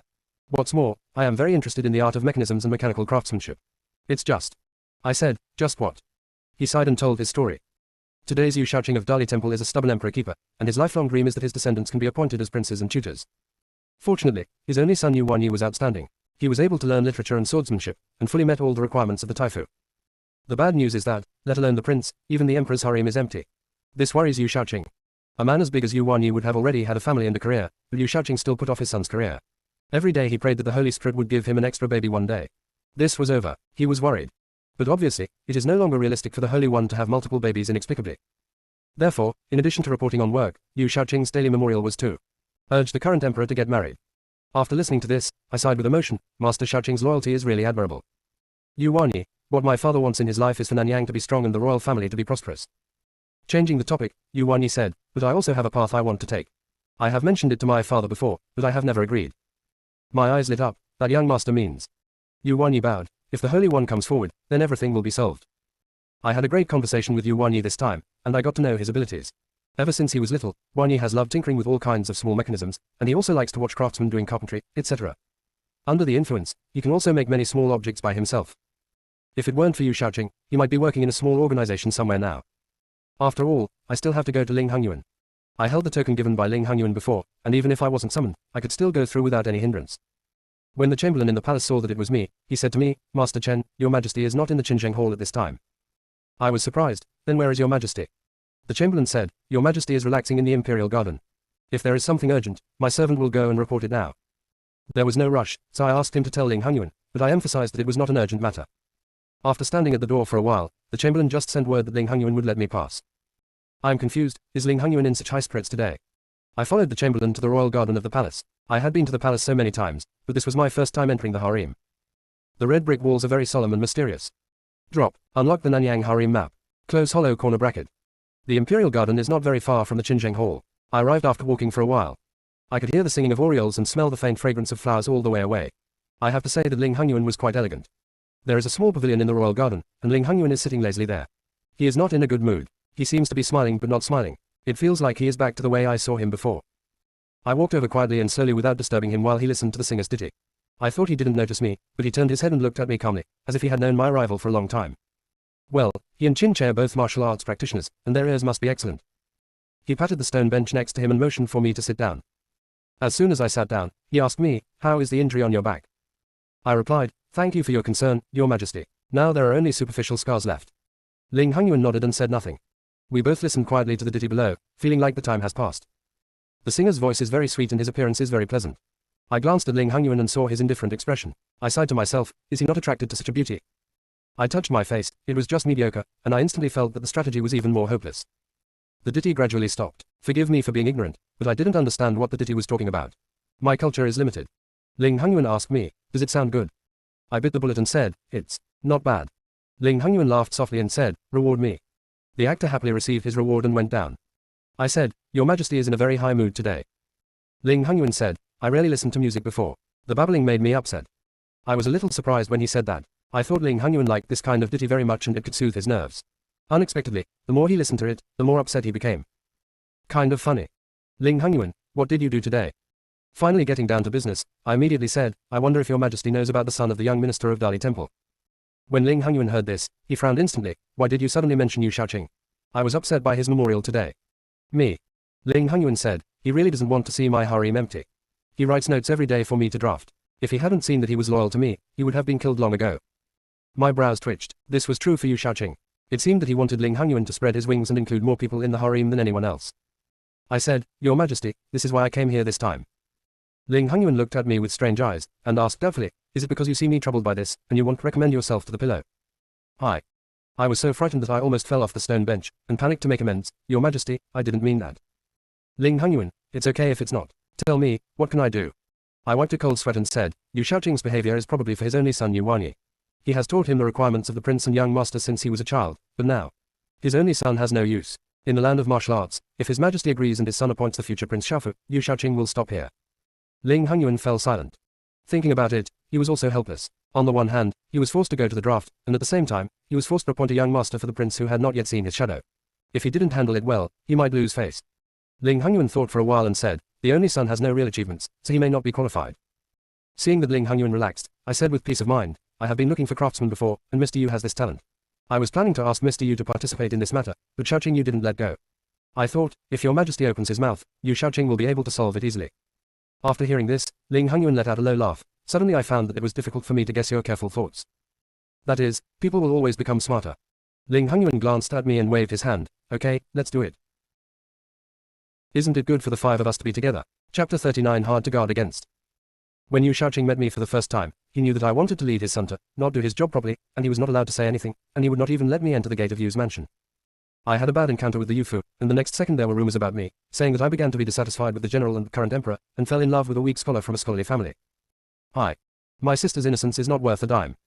Urchi informed him of this matter, and Qin Che must have known about it, but Qin Che looked normal and acted normally these days, as if he didn't know about it. I asked, have Archer heard the recent rumors? Qin Che stopped eating and said, I heard a little bit. I asked tentatively, then Archer, aren't you angry? Qin Che, I'm angry, but I can't stop them. What's more, as long as RG is by my side, it doesn't matter whether these rumors are true or false. I blinked. I didn't expect Chin Che to be so understanding. Chin Che changed his subject, but what does RG mean by asking this? Seeing the smile on Chin Che's lips and feeling the slightest hint of ill intention on his part, I took a mouthful of rice and said vaguely, I'm just afraid that Archer will mind. Seeing me like this, Chin Che seemed to be amused by me. The corner of his mouth slightly curled up, with a hint of scorn, which stirred my heart. Damn it, this bitch started his beauty attack again. When Ling Hongyuan issued the imperial edict, it also caused a sensation. Maybe it was because Ling Hongyuan had been doing very strange things these days, so everyone was just surprised for a moment and had no other thoughts. And when I received the invitation from Yu Mansion, I knew that my goal had been achieved. When we arrived at the Yu Mansion, the door was open, and the entire mansion was filled with a festive atmosphere and full of gifts. When the servants in the mansion saw me arriving, they immediately welcomed me in enthusiastically. I touched my nose and thought to myself, what a huge contrast. I handed the congratulatory gift I prepared to the servant in the Yu Mansion, and Yu Shaoqing was waiting for me after a while. Yu Shaoqing's face was full of joy. When he saw me, he patted my shoulder excitedly and kept saying, Master Chen is really a noble person in the Yu family. I bowed my head and said, Your Excellency, Shaoqing, you have been punished by your subordinates. Yu Shaoqing took me to the main hall. There were many people in the main hall, greeting each other and flattering each other. Yu Wanyi, a frail scholar, was a little confused inside, and looked at me for help from time to time. I couldn't bear it, so I stepped forward to excuse him. When there were few people around, Yu Shaoqing pulled me and talked for a long time. His eyes became more and more loving and satisfied. Why does it feel weird? I heard Yu Shaoqing say, I think your majesty will have a successor. The scene turned into something Hu Yi wanted to excuse me, because he had serious business to talk about, so he and I left the table first. When we came to a small garden in Yu Mansion, we could see rustling servants and maids going about doing things. This also shows how happy Yu Shaoqing is today. Yu Wanyi apologized slightly. A few days ago, I made you run into trouble in my house, and I offended you so much. I really feel sorry for you. Your Excellency has sent you this great gift for your house, and I am even more grateful. If you can be of use to me, I will give you something. Wherever you are, you should try your best to do something. Seeing his sincerity, and just as I wanted, I immediately pulled him into my small camp with the princess, and we would have to work together from now on. Now that Ling Hongyuan does not have an heir, Yu Wanyi is naturally very free. There are so many things to do, and he enjoys them. Yu Wanyi said again, I wonder if you have heard of the rumors recently. I said, nature knows it. Yu Wanyi, you accidentally ruined your reputation and innocence.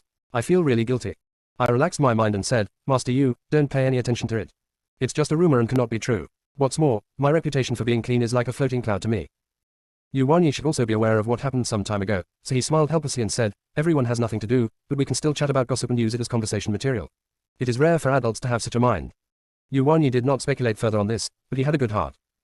The next day I took him to familiarize himself with the things I had to deal with, and told him my opinions on weaving, farming and other tools. The more he listened, the more excited he became, saying, Yu has never heard of such exquisite tools. Your Excellency, it's really a man of God. I said, these are just talks on paper, and I only know a little bit of theoretical knowledge. Besides, these are the wisdom of the common people, not what I think about myself. Yu Wanyi's eyes were still bright. Even so, there are very few adults who can have this opinion. Based on the insights I gave and some crude drawings, Yu Wanyi started his production process. If he does it, Ling Hongyuan's small treasury will surely be greatly improved. I gave Ling Hongyuan my blueprints for the improvement of Wan Yi in advance. Ling Hongyuan looked at the drawings. Although his face showed approval, his expression was dark and complicated. I would never let my client have any doubts, so I asked, Your Majesty, what do you think is wrong? Ling Hongyuan put down the drawing and said, if one day you disappear, I will spend a lot of money to find you. What?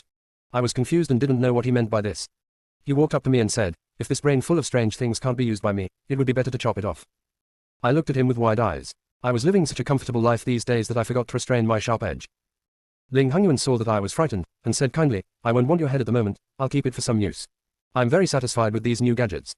I came back to my senses and said, thank you for your appreciation, Your Majesty. Ling Hongyuan's voice was trembling, and Ling Hongyuan felt a little funny. Your courage is getting weaker and weaker. You won't leave Nanyang even if you think about it. Not to mention that I don't agree, even Chin Che won't let you leave. I lowered my head and didn't dare to say anything. This, who can say for sure? Ling Hongyuan waved me off. When I left the palace, I was already dripping with cold sweat. I almost forgot that Ling Hongyuan is the emperor of Nanyang, and he will never allow things that he cannot control to exist. Protect your vest and save your life. After receiving Ling Hongyuan's approval, Yu Wanyi worked even harder. He said that they were not all doing things for His Majesty. He could not even imagine the repercussions and benefits that would come from just making one of these items. Especially the farming machine. Nanyang's agriculture itself lags behind Beiyin. If the farming machine is widely used, it will not only bring Nanyang's own agriculture to a high level, but it will not be impossible to catch up with Beiyin. With developed commerce and advanced agriculture, Nanyang will definitely change the current situation of two tigers vying for a mountain, and the balance of power will begin to tilt towards Nanyang. No wonder Ling Hongyuan had such emotions after reading the drawings. It's me, I have to guard against it. Isn't it good for the five of us to be together? Chapter 40 Farming Machine 1 Word Gold. Manufacturing a farming machine is still a bit difficult, mainly because our drawings are just drawings and many areas need to be perfected. Yuan Yi and I both lack production experience, so I brought some master craftsmen from the Prime Minister. I have to say that experienced people know much better than us theorists. Where there are many nails, where they need to be smoothed, where they need to be reinforced. You can take a look at them and form them in your mind. I was so impressed that I fell into admiration. They were tinkering on the side, and I was recording on the side. It was just a simple farming machine, and we didn't know how many days it took. Anyway, I wrote down page after page in the book in my hand. Seeing how hard we were working, the princess said to me, I used to think that this life was really boring, but now, I can actually watch you guys here for a whole day. I think it's me who is boring. I said, how can you say that? The princess is a supervisor, so it is not an exaggeration to check like this every day. Princess Xiangyu smiled and said, you can boast about anything. While I was having fun with the princess, I kept taking notes. The princess looked at the booklet I was writing and was a little surprised. How come your words are so similar to the Holy One's words? I was stunned and looked at my handwriting carefully. After practicing handwriting for so long, I didn't feel anything. It seemed that my handwriting was becoming more and more like Ling Hongyuan's handwriting unconsciously.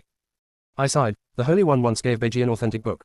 Beiji has been practicing these days, thinking that it should be like this, so that he will become more and more similar. The strokes of Lian's strokes are somewhat the same, but Ling Hongyuan's strokes are sharper, while mine is a little rounder. The princess was even more surprised. The Holy Spirit actually gave you the authentic work. Looking at the expression on the princess's face, I thought she had given me 10,000 taels of gold. Princess, your majesty's authentic work is worth 1,000 pieces of gold. Your majesty is so generous, and I am only doing this to you at the moment. What? A word of money. I have one.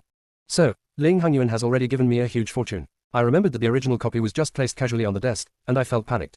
I wished I could immediately go and treasure the copybook. For such a big gift, Ling Hongyuan, you really didn't say a word. I trembled and said, Your Majesty, this is really. It really catches people off guard. So this is what it feels like to get rich overnight. So who's leaving? I want to hug this golden thigh tightly. Knowing that I had received a windfall made me even more enthusiastic about writing down records. At the beginning of the month, a group of us presented the manufactured farming machine. If used for farming, the farming speed will be increased 5 times. Ling Hongyuan was in a very good mood when he received it, and generously gave us a bunch of rewards. The spread of the farm machine made my reputation suddenly become famous. Many farmers said that the machine was very easy to use, and Nanyang's agriculture began to slowly flourish. And our camp also has a name, the Craftsmanship Department. The system also promptly broadcasts. Drop. Congratulations to the host for completing the main plot and starting to move forward. Close hollow corner bracket. Drop. The popularity of the host has begun to increase significantly. Close hollow corner bracket. Drop. Congratulations to the host for achieving the A Little Hearing Achievement Medal. Close hollow corner bracket. Progress gift packs have been distributed. I hope the host will continue to work hard. When you are free, bring up the information panel and take a look. Name, Chen Yuji. Age, 20. Gender, female. Identity, Qin Che's distant cousin, Nanyang strategist. Attributes, physical value, 38 up pointing arrow. Popularity, 20. Image value, 35 up pointing arrow. Mainline completion, 1%. Achievement medal, unlucky start, making mistakes everywhere, and a little bit of knowledge. I pulled out my backpack again and checked. This time there were no attribute values, but there was an extra stomach medicine, headache relief medicine, and pain relief charm. I keep them all, maybe one day I will use them.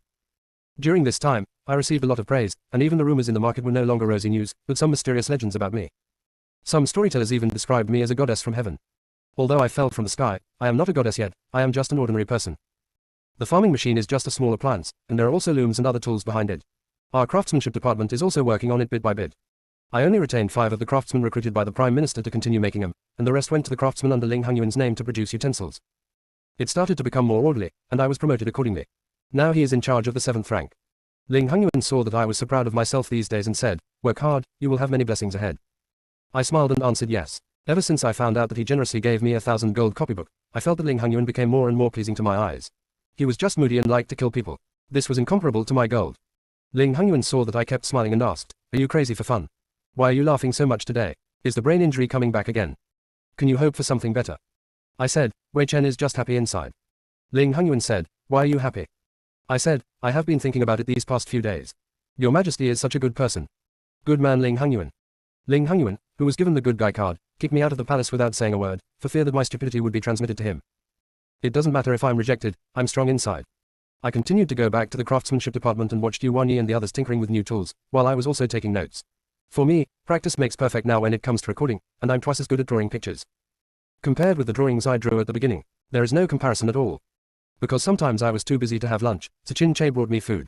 I cried bitterly and sent Qin Che a good person card. Ash, you are such a good person. Qin Che. Qin Che, RG, please don't tell me what the Holy Tongue said again. Hi. How do you know? Qin Che saw my doubts and said, the Holy One told me what happened that day, and asked me if you were sick again. It's kind of funny why. Although Ling Hongyuan is not a good person, he doesn't have to be so serious. Maybe he doesn't understand my joke. Possible. I'll explain it next time, but this time I'll misunderstand it first. I explained it to Qin Che. Qin Che didn't understand but expressed his understanding, and then said, Ji has been very hard these days, so he still needs to rest more. I saw the distress in Qin Che's eyes and comforted him. I don't feel it's hard, doing these things makes me very happy. Just like Archer competing with others in the military camp, it will be more meaningful if there is back and forth. Archer doesn't have to worry about me. After hearing this, Qin Che stopped trying to persuade me and silently gave me an extra chopstick. He must have made these dishes too, they taste just to my liking. Isn't it good for the five of us to be together? Chapter 41 Poisoning. After Qin Che left, Princess Xiangyu walked slowly over, waving her fan, and said, TSK, TSK, TSK, you are the only one who allows Qin Che to treat her like this. Yeah, the only one. I didn't think too much about it and was ready to continue recording. The princess still wanted to chat with me, so she said, UAG, why do you look so unbelieving? Are you thinking about Yu? I looked at the princess and thought that my acting skills are not that bad. How come I can be guessed at everything I think? The princess looked proud, with an expression of, look, I guessed it right, but the next moment she became a little serious. She said, when I met you earlier, I thought that when Qin Che brought you back, it should be because of the similarities between you and Yu. After all, in recent years, you would be a little softer on women who have similarities with Yu. I think you will be the same. The same. Recalling that he had imitated Yu's habits intentionally or unintentionally, just to win Qin Che's sympathy, what the princess said was indeed true. The princess continued, but UAG, you are nothing like Yu. You don't look like you don't have the same temperament, and you don't have the same taste. I am really curious about how you let him treat you like this. I feel very sorry for Yu. Value. Later I discovered that you have an out-of-control temperament, which always makes people get along with you intentionally or unintentionally. When you get along with them, it makes people feel happy and not boring. You also have many ideas in your head, and people can't help but be curious to explore. Ikeban, you are obviously very weak, and there is nothingness behind you, but it feels like you have endless energy to make yourself strong and become what you are today. You are as wise as you are foolish, and you advance and retreat appropriately. You are indeed not like Yu. In other words, you the two cannot be compared at all. Princess Xiangyu held my hand and said, the two people I admire the most are Wending An and you. I have ambitions but don't have the ability. Qin Che versus Yu, even more it's probably more about the feeling of guilt. As for you, I can't make any more guesses, but the admiration in his eyes is already beyond words. Yuji, you're indeed excellent.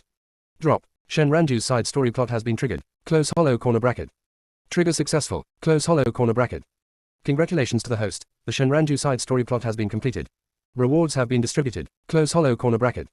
Shen Ranju's virtual branch story scene is being constructed. Currently 1%. Princess Xiangyu's words made me have mixed feelings in my heart. I am happy that my image in the princess heart is so good. I am a bit uncomfortable with calling myself a villain. But I am still very grateful to the princess for her words. The princess's heart-to-heart talk is really going to break my heart.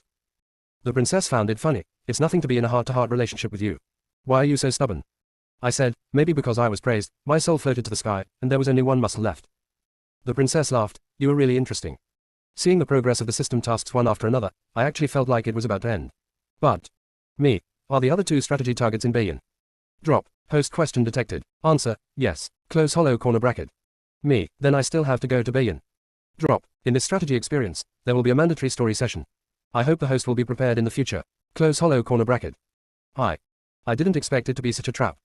I don't know if it's because I've been so busy lately, running to the Qinzheng Hall, the craftsmanship department, and the general's mansion. In addition, the weather is getting colder at the end of autumn and the beginning of winter. I haven't kept warm. Fortunately, I have a fever. I got sick. The illness came so violently this time that my face was so hot that I couldn't even open my eyes. It may have been caused by overusing my eyes and being too tired. I remembered that there was fever medicine in my system backpack, and I wanted to take it out and take it to reduce the fever. However, the system told me that it can only be used by others and cannot be used by myself. I got angry and felt powerless all over my body. I lay on the bed and didn't want to move. In my daze, I saw that the government doctor was treating me. Qin Che was very anxious beside me. When he saw me waking up, he immediately said, don't be afraid, I am taking your pulse. How can it be so hot? Urchi, and get a hot towel. The doctor at the side checked again and again, checked for pulse, frowned, and said seriously, back to the general, Mr. Chen is not an ordinary fever, this sign seems to be poisoning. My brows jumped wildly, who was so bold as to poison me? Qin Che asked anxiously, but is it true? Is it really poisoning? The doctor said, General, this can't be true. Mr. Chen's pulse is disordered, so he must be poisoned. Forgive me for my inability to tell what kind of poison it is. I feel like my eyelids are getting heavier, my body is feeling hot and numb, and my whole body is weak. Is this what everyone calls lying down? Qin Che didn't hesitate and asked the imperial doctor to come directly. The official said that the imperial doctor would definitely alarm Ling Hongyuan. If he knew that he was working hard every day, would he give me another sum of money? These are all things for later. My eyelids were too heavy and I gradually fell asleep. In my blur of consciousness, I was still complaining, when my sister gets better, I must give the poisoner a foot of bread. I felt like I was floating up and down on the sea, and the boat was overturned by the waves. I was sinking and rising, and I wanted to shout for help, but I didn't have any strength. To be honest, how did I come to this world? I am so frail and I seem to have been sick in bed more times than I can count. I don't know how long it took when I woke up again. I just felt that it was so dark and I couldn't see anything. This scene opening mode looks a bit familiar. Why do I feel like I have seen it somewhere before? I felt someone beside me and moved him. He must have been woken up by me. I said in surprise, RG is awake. It's Chin Che. I asked him, Archer, it's so dark, why don't you light the lamp? There was silence. Only then did I feel that there was a layer of cloth covering my eyes, no wonder I couldn't see. I wanted to reach out and take it off, but Chin Che grabbed my hand. I stared blankly at Chin Che's direction, wondering about his actions. Archer, what's wrong? Chin Che seemed to be holding back something, and there seemed to be a hint of choking in his tone. Gee, don't pick this. When he said this, I felt that something was starting to go wrong. I thought there must be something wrong with my eyes.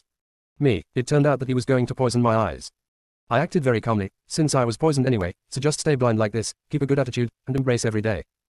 But in Chin Che's eyes, he didn't think so. He felt that I was disheartened and had lost the idea of survival. Ask me how I know, and the system explains it to me. Because I couldn't see clearly, the system turned on care mode for me. I have to say, it's quite strange. Chin Che hugged me and said, gee, let's go back to the military camp. Over there, I will protect you for the rest of my life. I was stunned. Chin Che, working for the Holy Master, I narrowly escaped death. Last time I was cut with a sword, and this time I was poisoned. I really don't want to see RG get hurt again. I felt his sadness and let his tears fall on my shoulders. I don't know when, Chin Che started to cry very much, and he shed tears at every turn. Every time he looked at me with his red eyes, I can't bear it. I also learned from Chin Che that the person who poisoned me this time came specifically for me. It seems that the things I did recently endangered the interests of some people, so they wanted to put me in this situation. So who does that? A repressed wealthy businessman, big tenant of passive cake, or is it Northern Yin competing with Southern Yang? It's all possible. This month is almost the same. If you count it down, I have offended so many people. Which can be regarded as my ability. Isn't it good for the five of us to be together? Chapter 42, A Way to Survive. I comforted Chin Che in turn and asked him to continue holding him. After a while, someone pulled us apart, and I was a little confused. I said that I would find out the truth and cure her eyes, but you said you would take her away. It's Ling Hongyuan. Was he just there the whole time? Chin Che was obviously angry, and actually shouted at Ling Hongyuan. The imperial doctor said that her eyes could not be cured. How could your majesty have the ability to cure RG? If she didn't become an official and didn't do those things, she would then you won't be poisoned. I was surprised, Chin Che dared to talk to Ling Hongyuan like this. Ling Hongyuan also shouted, the imperial physician is just an imperial physician. There is heaven and earth, and there are people outside the world. Why can't we find a better doctor? She chose to become an official in the court, and you also know her ability. Now that you say this, Chin Che, do you want her? Is she going to be the next caged bird? I was still shocked that Ling Hongyuan could talk to Chin Che patiently without punishing him. Seeing the strong smell of gunpowder, I quickly stretched out my hand to suppress them. Afraid of someone going crazy and going berserk, afraid of someone running out of patience and just picking up a sword to kill someone.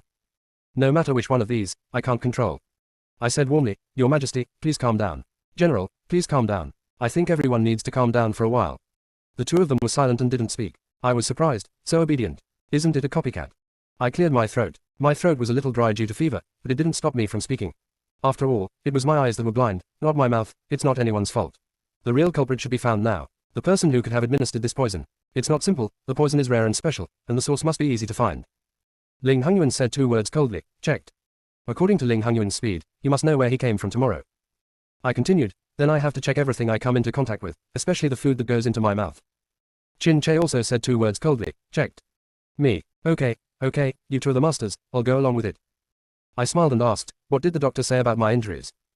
The two of them were silent, and I said, don't worry, Your Majesty, General. I am very capable of bearing the situation and there is nothing anyone can do about it. Instead of complaining, it is better to face it bravely.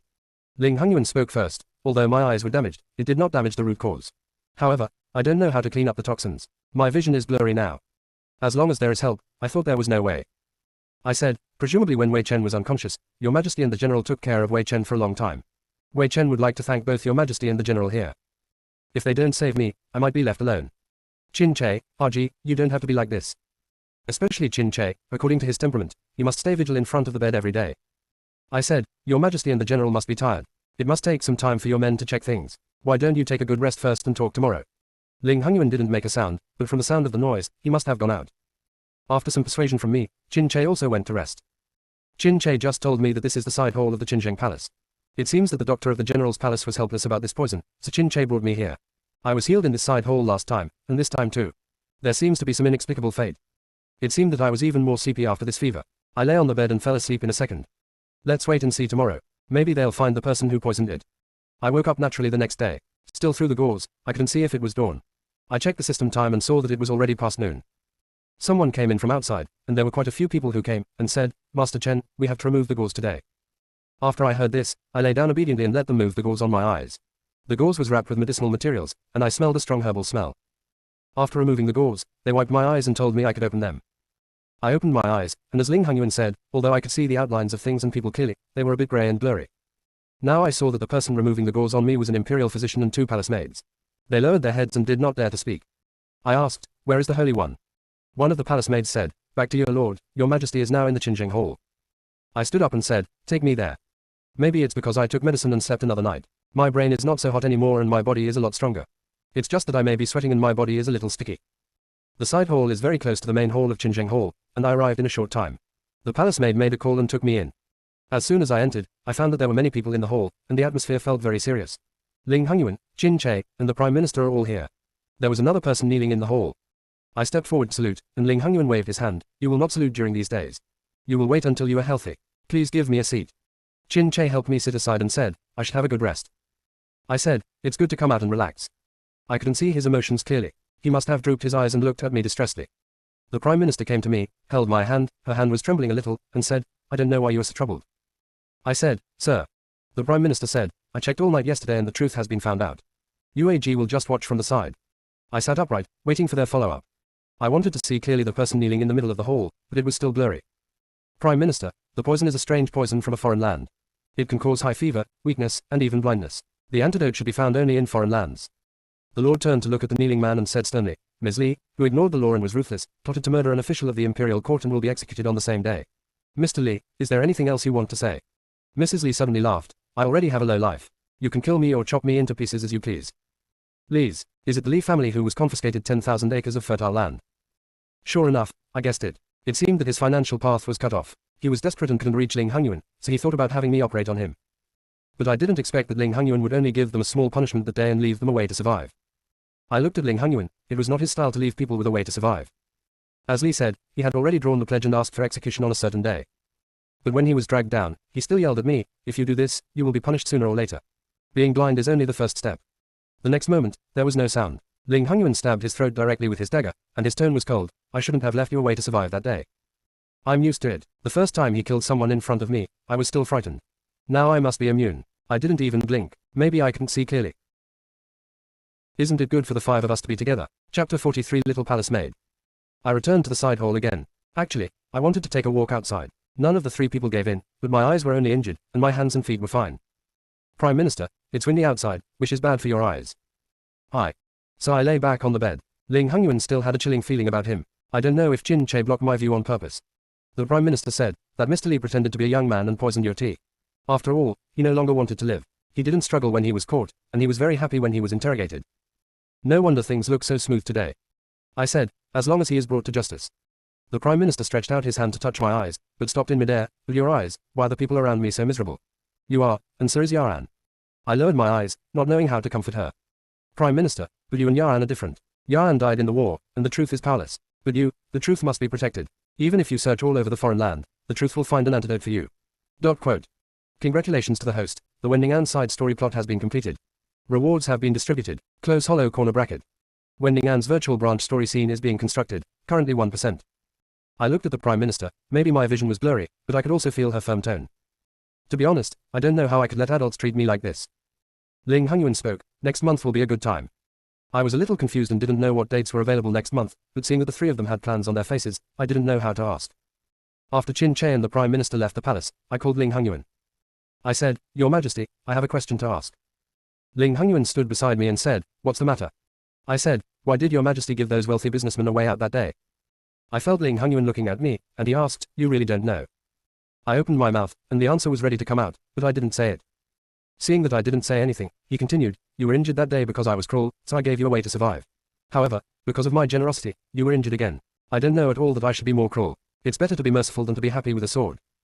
I was stunned. I could feel Ling Hongyuan's complicated emotions and tangled heart, but I never dared to guess that it was because of me. Options appear. Your Majesty does as he pleases. Your Majesty is right. I chose the first one. I said, actually, your majesty can do whatever you want as before. After finding that I could speak independently again, I continued, they are all guilty, and they must be punished. Your majesty let them go. This is a way to let the world see that his majesty is not just cruel. No one expected the poisoning of the humble minister, and it is not his majesty's fault. Ling Hongyuan was silent. I thought he didn't want to talk anymore. Just when he was about to say that he was ready to rest, he suddenly said, why are you all injured because of me? Drop. Unlock Ling Hongyuan's story fragments. Close hollow corner bracket. After Chin Che left, I opened my backpack and checked. There are a lot more medicines and some food in the backpack. I sighed and didn't bring me any substantial gifts. I couldn't use the medicine myself, but I could eat the food myself. There were attribute points before, but now they are gone. They were given some medicine and food, and it felt like they were trying to survive on a deserted island. I am going to read the fragments of Ling Hongyuan's story. Drop. The virtual story scene has been entered for the host. Close hollow corner bracket. I opened my eyes and found that I could see clearly in the virtual scene. We are currently in. The place is a bit shabby, but it also has red brick walls. It seems to be a cold palace. I guess, since we didn't see Ling Hongyuan in the previous Chin Che Palace banquet storyline, could it be that Ling Hongyuan grew up in the Leng Palace? It is snowing now, the snow is white, and a small figure can be seen in the house. There is no stove, only a tattered and moldy quilt. I took a closer look and saw that it was little Ling Hongyuan, who seemed to be a little older than the last storyline of Ling Hongyuan's mother. I heard rumors that Ling Hongyuan's mother-in-law passed away when he was young. Now it seems that Ling Hongyuan should be without a mother. The late emperor was cruel enough to send his son to the cold palace to suffer such torture. It was indeed in response to Ling Hongyuan's words, it would be as satisfying as a sword strike. After a while, a little palace maid came in from outside the cold palace. She looked thin, weak and malnourished. She ran into the house holding a small package that didn't know what it contained. Little palace maid, third prince, look what this slave has brought. She opened the bag and found 2 still warm steamed buns inside. She quickly handed them to Ling Hongyuan. Third prince, eat them while they're hot. Ling Hongyuan did not take action. He asked in a hoarse voice, I don't eat stolen things. The little palace maid hurriedly explained, no, the third prince misunderstood. It was not stolen. It was a master chef in the imperial kitchen who saw that the slave was pitiful, so he specially left 2 buns for the slave. Although the little palace maid has a sallow face and thin muscles, her eyes are bright, clear and pure, and her words do not seem to be false. Ling Hongyuan was so hungry that he finished the steamed bun as big as his face in 3 mouthfuls. The little palace maid divided her steamed bun into 2 halves and handed it to Ling Hongyuan. Third prince, this slave cannot eat so much. Ling Hongyuan didn't pick it up. He said, if you can't eat it, just throw it away. What's yours is yours. So the little palace maid ate the whole bun. In this way, the little palace maid relied on the chef's support. She and Ling Hongyuan could eat hot steamed buns every day, sometimes rice, and sometimes they could get a little carbon residue. Once, the little palace maid found a dagger from somewhere and handed it to Ling Hongyuan, saying, third prince, take it for self-defense. Ling Hongyuan, why give it to me? The little palace maid smiled and said, I have seen that the other 2 princes have swords, so I thought that the third prince should also have one. But long swords are hard to find, so this dagger is the only one. Ling Hongyuan stroked the dagger and said, thank you, I like it very much. After hearing this, the little palace maid immediately smiled, as if she had received such a huge reward. Ling Hongyuan, you gave me the dagger. Then when I go out, I will give you a thick cotton coat. The little palace maid said happily, okay, the third prince will definitely be able to go out. In this way, relying on each other's weak warmth, the 2 seemed to be able to survive this winter. The nightmare came unexpectedly. The noble concubine in the palace came to the cold palace in person, and her servants escorted the young palace maid and Ling Hongyuan out.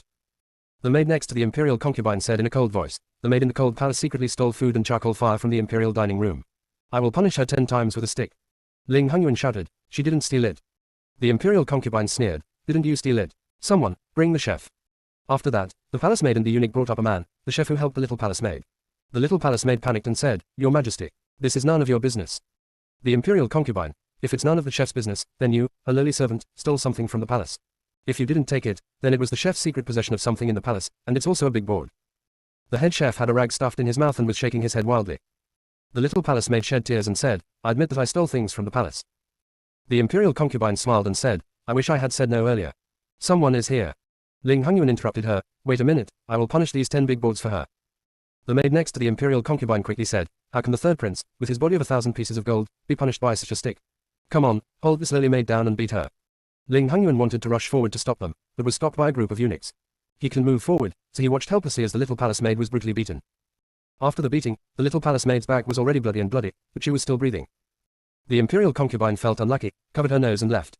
Only Ling Hongyuan and the little palace maid were left in the cold palace again. It was freezing cold. Ling Hongyuan could only cry weakly while holding the little palace maid in his arms. The little palace maid raised her hand to wipe away his tears and said, Third prince, don't be sad for me. It's just that the third prince may never have hot buns to eat again. The little palace maid's body temperature gradually disappeared, and her eyes gradually became blurry. She was cold to death, with no charcoal fire, no thick clothes, and only white snow on the ground. Ling Hongyuan knelt on the ground and cried bitterly, I don't want hot buns, I just want you to live. You haven't told me your name yet, and you haven't received the cotton-padded clothes I want to buy for you yet. Drop. Fragment reading completed. Close hollow corner bracket. I opened my eyes and my face was filled with tears. I didn't expect that Ling Hongyuan would experience something like this, nor did I expect that someone could actually kill such a young child. It was terrible to freeze to death outside in such a cold day. It's no wonder that the dagger that Ling Hongyuan carries around all year round was actually given by the young palace maid. According to Ling Hongyuan's temperament, he must have taken revenge with that dagger. Isn't it good for the five of us to be together? Chapter 44. When I saw Ling Hongyuan the next day, maybe my eyes were too distressed. Ling Hongyuan looked puzzled. Are you afraid that you were poisoned and your brain was damaged? Me. Very good. The emotions I had brewed last night disappeared instantly. Qin Che and the Prime Minister came to see me today. They couldn't stay in the palace for long, and they didn't know what they were busy with. They stayed with me for a while and then left. Ling Hongyuan came to see me from time to time and even brought me a maid. I asked, Your Majesty, this is. Ling Hongyuan said, seeing that there is no one around you to serve you, I found a maid for you. The maid walked forward and knelt on the ground, clasping her fists and saluting, My subordinate Meng Dong has met Mr. Chen. I thought to myself, Ling Hongyuan is so kind. Also arrange a maid for me. I don't know if he saw through my mind, but Ling Hongyuan said, You can handle Meng Dong's monthly salary on your own. Me, actually, I don't need a maid that much. I'm not a wealthy person, I'm thick-skinned and don't need anyone to take care of me. Ling Hongyuan said, Then it will be deducted from your monthly salary. Do not do this. Ling Hongyuan looked like there was no room for discussion. Evil capitalists, I don't have much salary, so why are they still exploiting me? I want to cry but have no tears. Ling Hongyuan was a little amused when he saw my hopeless expression. After you recover from your injury, I will increase your salary. I stood up and said, Your Majesty, I have recovered from my illness. When will I be on duty? Ling Hongyuan. 7 days have passed since I left the palace. Although the injury to my eyes has not been healed, I can still see vaguely. My vision now is like a layer of gauze covering my eyes. It feels like it has a blur filter, which is quite meaningful. Now Qin Che applies medicine to my eyes every day, and the moment the herbal medicine is applied, it feels ice cold. I love the herbal smell. Qin Che held my face with his two big hands to prevent the gauze from slipping off. He seemed to be very close, so close that I could feel his shallow breathing and the unique scent of sandalwood on his body. But, Archer, you don't have to drag me like this, I can just lie down. Qin Che, nothing, just for a while. Sure enough, he was very close, and his breath gently tickled my face as he spoke. I think I should be blushing. You don't need to look to know how ambiguous our current posture is. I thought it was almost time, so I wanted to push him away and said, Hush, it's time. No push. Qin Che smiled lowly beside him and said, It seems to be good if we can stay like this with RG. He stopped teasing me, gently removed the gauze from my eyes, and wiped the remaining medicine residue from my eyes clean. The movements are extremely gentle. I know Qin Che is very good at taking care of people. I opened my eyes and vaguely saw Qin Che. He is naturally good looking, but with the added benefit of a filter, he looks like the man in the painting. Qin Che walked towards me and said with a smile, Why are you so dumbfounded? I said, Archer is so good looking, why don't you allow me to see him? Qin Che should have blushed, lightly knocked on my head, and said, I'm going to learn these explicit words. I looked at him and smiled. Qin Che was still not very familiar with flirting. Just as I was thinking about it, Qin Che suddenly leaned forward, his face was so close, I was stunned. He opened his thin lips slightly, looked at me and said, I am very happy that RG is like this, but RG can only say this to me. If you want to tease someone, you will be teased instead. I didn't speak to Qin Che all morning. When I was on duty, I would be in a daze for a while, always thinking of Qin Che. After he said that, he looked at me who was stunned, his eyes full of smiles, and caught off guard, he came closer to me, like a dragonfly touching water, and pressed his thin lips on my face. He said, After RG has finished speaking, I will be even happier if we can kiss you like this. Master Chen. I snapped back to reality. Yu Wanyi stood beside him and said, If your injury is not fully healed, you can wait a few days before coming back. I waved my hand. No matter how bad things were, mushrooms would grow in the house. Nothing, just continue. I picked up a pen and paper and started recording. Yu Wanyi said again, Is there really nothing wrong with your eyes? I blinked and said with a smile, It's just that my vision is a little blurry, but I can still see clearly. Don't worry. Seeing my persistence, Yu Wanyi didn't insist on saying anything. The rest of the master craftsmen in the craftsmanship department felt unjust for me. Master Chen is a blessing to Nanyang. Someone wants to poison you. It is simply unconscionable. That's right, Your Excellency, you have put so much effort into this, and you're a group of shameless people who are jealous of their talents. Several people said something to each other, which made me excited. I quickly interrupted them. The masters praised Chen so much, and Chen deserves it. The masters are all talents in Nanyang, and Chen achieved this achievement through the help of all the masters. Chen would like to thank you all. Without these masters, I would be just talking on paper, not to mention that this is not my achievement, and I am really ashamed of myself. After the farming machine, the textile machine will also be made. In fact, Nanyang now also has textile machines, but they're more complicated and involve many processes. This time it is also an improved version. The process has become simpler and the time required for weaving has also been shortened. I entrusted the finished loom to the palace and handed it over to Ling Hongyuan, thinking that another important matter had been solved. When Ling Hongyuan saw the textile machine, he looked at me with even more complicated eyes. I stood aside respectfully, waiting for him to speak. Ling Hongyuan sighed and said, You did a good job. He only said one sentence, but it seemed to me that he was holding back a lot of words. Ling Hongyuan's recent temperament is really beyond my expectation. He has always followed his heart, doing things and killing people as he pleased, but recently, he has been able to hold back everything. I'm afraid that someday if he holds it back, his cruel temper will become even worse than before. Seeing that I didn't speak, he changed the subject and said, "Have you had any discomfort in your eyes recently?" I said, "Your Majesty, no." It was already difficult to guess what Ling Hongyuan was thinking, but now that his vision was blurry, it was even harder to guess. Ling Hongyuan, you were not very smart to begin with, but now you look even more stupid. Wait until I get back to poke you, little man. Ling Hongyuan, be careful these days. They're in the dark, so they're a bit hard to guard against. I know he is talking about the group of people who are eyeing me covetously. Now that the textile machine is about to spread, I am afraid that my life is not guaranteed. After leaving the palace, Meng Dong was with me, which gave me a sense of security. Suddenly I felt that it would be good to spend money to hire people. After 2 days of rest, he was sighing at the peace and tranquility of the years. The next moment, Qin Che's subordinates hurried over, whispered something, and his expression changed. My heart sank and I asked, "What's wrong?" "Qin Che, your Majesty was assassinated." Isn't it good for the 5 of us to be together? Chapter 45 Assassination. I felt flustered and immediately entered the palace with Qin Che. I know Ling Hongyuan is good at martial arts, but I don't know how strong he is. What if the person who assassinated him had better martial arts skills than him? Taking all precautions, they forgot that Ling Hongyuan was actually their main target. Qin Che saw my anxiety and comforted me. "Your Majesty, everything should be fine." I hummed back to him. Just thinking about that scene, when his little figure was crying in the heavy snow, and he was the only one left, and thinking that he was assassinated now, and it was only him, made me feel heart-wrenching pain. When we arrived at the palace, the atmosphere was very tense. A crowd of people gathered in the Qinzheng Hall, including the imperial doctors, eunuchs and maids, all in a hurry. When Xiao Desi saw that we were coming, he bowed hurriedly and then took us into the inner room of Qinzheng Hall. I vaguely saw Ling Hongyuan leaning against the bedside, and the imperial doctor next to him was bandaging him. Sure enough, he was still injured. "Qin Che and I, see your Majesty." Ling Hongyuan said weakly, "Get up." I asked the imperial doctor, "How is your Majesty's injury?" Ling Hongyuan was injured on his arm. The imperial doctor had already changed the medicine and bandaged him, and said, "There is no need to worry, your Majesty. Your Majesty's injury only hurt the flesh and there is no toxin. I think it will be cured in a few days." I'm relieved, it's just a minor injury. Ling Hongyuan said, "Everyone, please retreat. Qin General Chen Seshi will stay." When there were only 3 of us left in the inner room, Ling Hongyuan said, "I have sent the assassin to the prison. Qin Che, please investigate this matter." Qin Che said, "Yes. Does your Majesty have any clues?" Ling Hongyuan rubbed the center of his brow with his uninjured hand and said, "The Zhanghu technique is deadly with a knife, but he destroyed the textile machine." I was surprised. Dao fatal came for Ling Hongyuan, but why did he destroy the textile machine? Working 2 jobs for 1 person. Qin Che said, "Could it be Beiyin?" Ling Hongyuan, "Beiyin is coming to visit soon, so I won't do this at this juncture." I said blankly, "Beiyin is visiting. When?" Ling Hongyuan looked at Qin Che in confusion. "You didn't tell her?" Qin Che said, "I took RG to recover from his injuries a few days ago, but I have been busy and forgotten recently.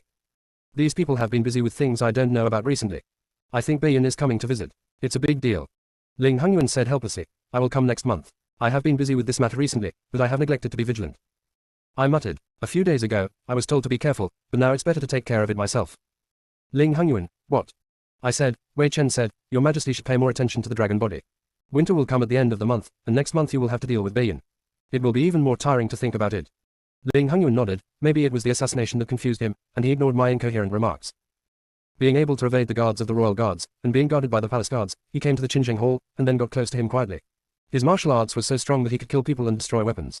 Ling Hongyuan might not be able to figure out where he came from. Ling Hongyuan said coldly, "There is a spy." Qin Che and I looked sternly, and after thinking about it in our minds, this was indeed the only possibility. Textile looms have not yet been launched, and only a few people know about it. However, it is probably the only possibility to destroy the textile loom placed in Qinzheng Palace without any hesitation and accurately. I asked, "Does your Majesty have any doubts?" Ling Hongyuan shook his head and said, "I have already sent people from the craftsmanship department to monitor them, and there is nothing abnormal. Except for you, I think that with your brain, you can't think of such an assassination method. I rely on my poor brain to clear away the suspicion." Ling Hongyuan continued, "I will send someone to check the others." I thought of something and said, "But Weiken feels that the people behind this are not necessarily very smart. If they destroy the machine, they can make a second one. Weiken has already recorded the production method in a book, and he will choose another day. Another one can be made quickly." Qin Che and Ling Hongyuan's expression suddenly became solemn after hearing my words. I wondered, what's wrong? Did Wei Chen say something wrong?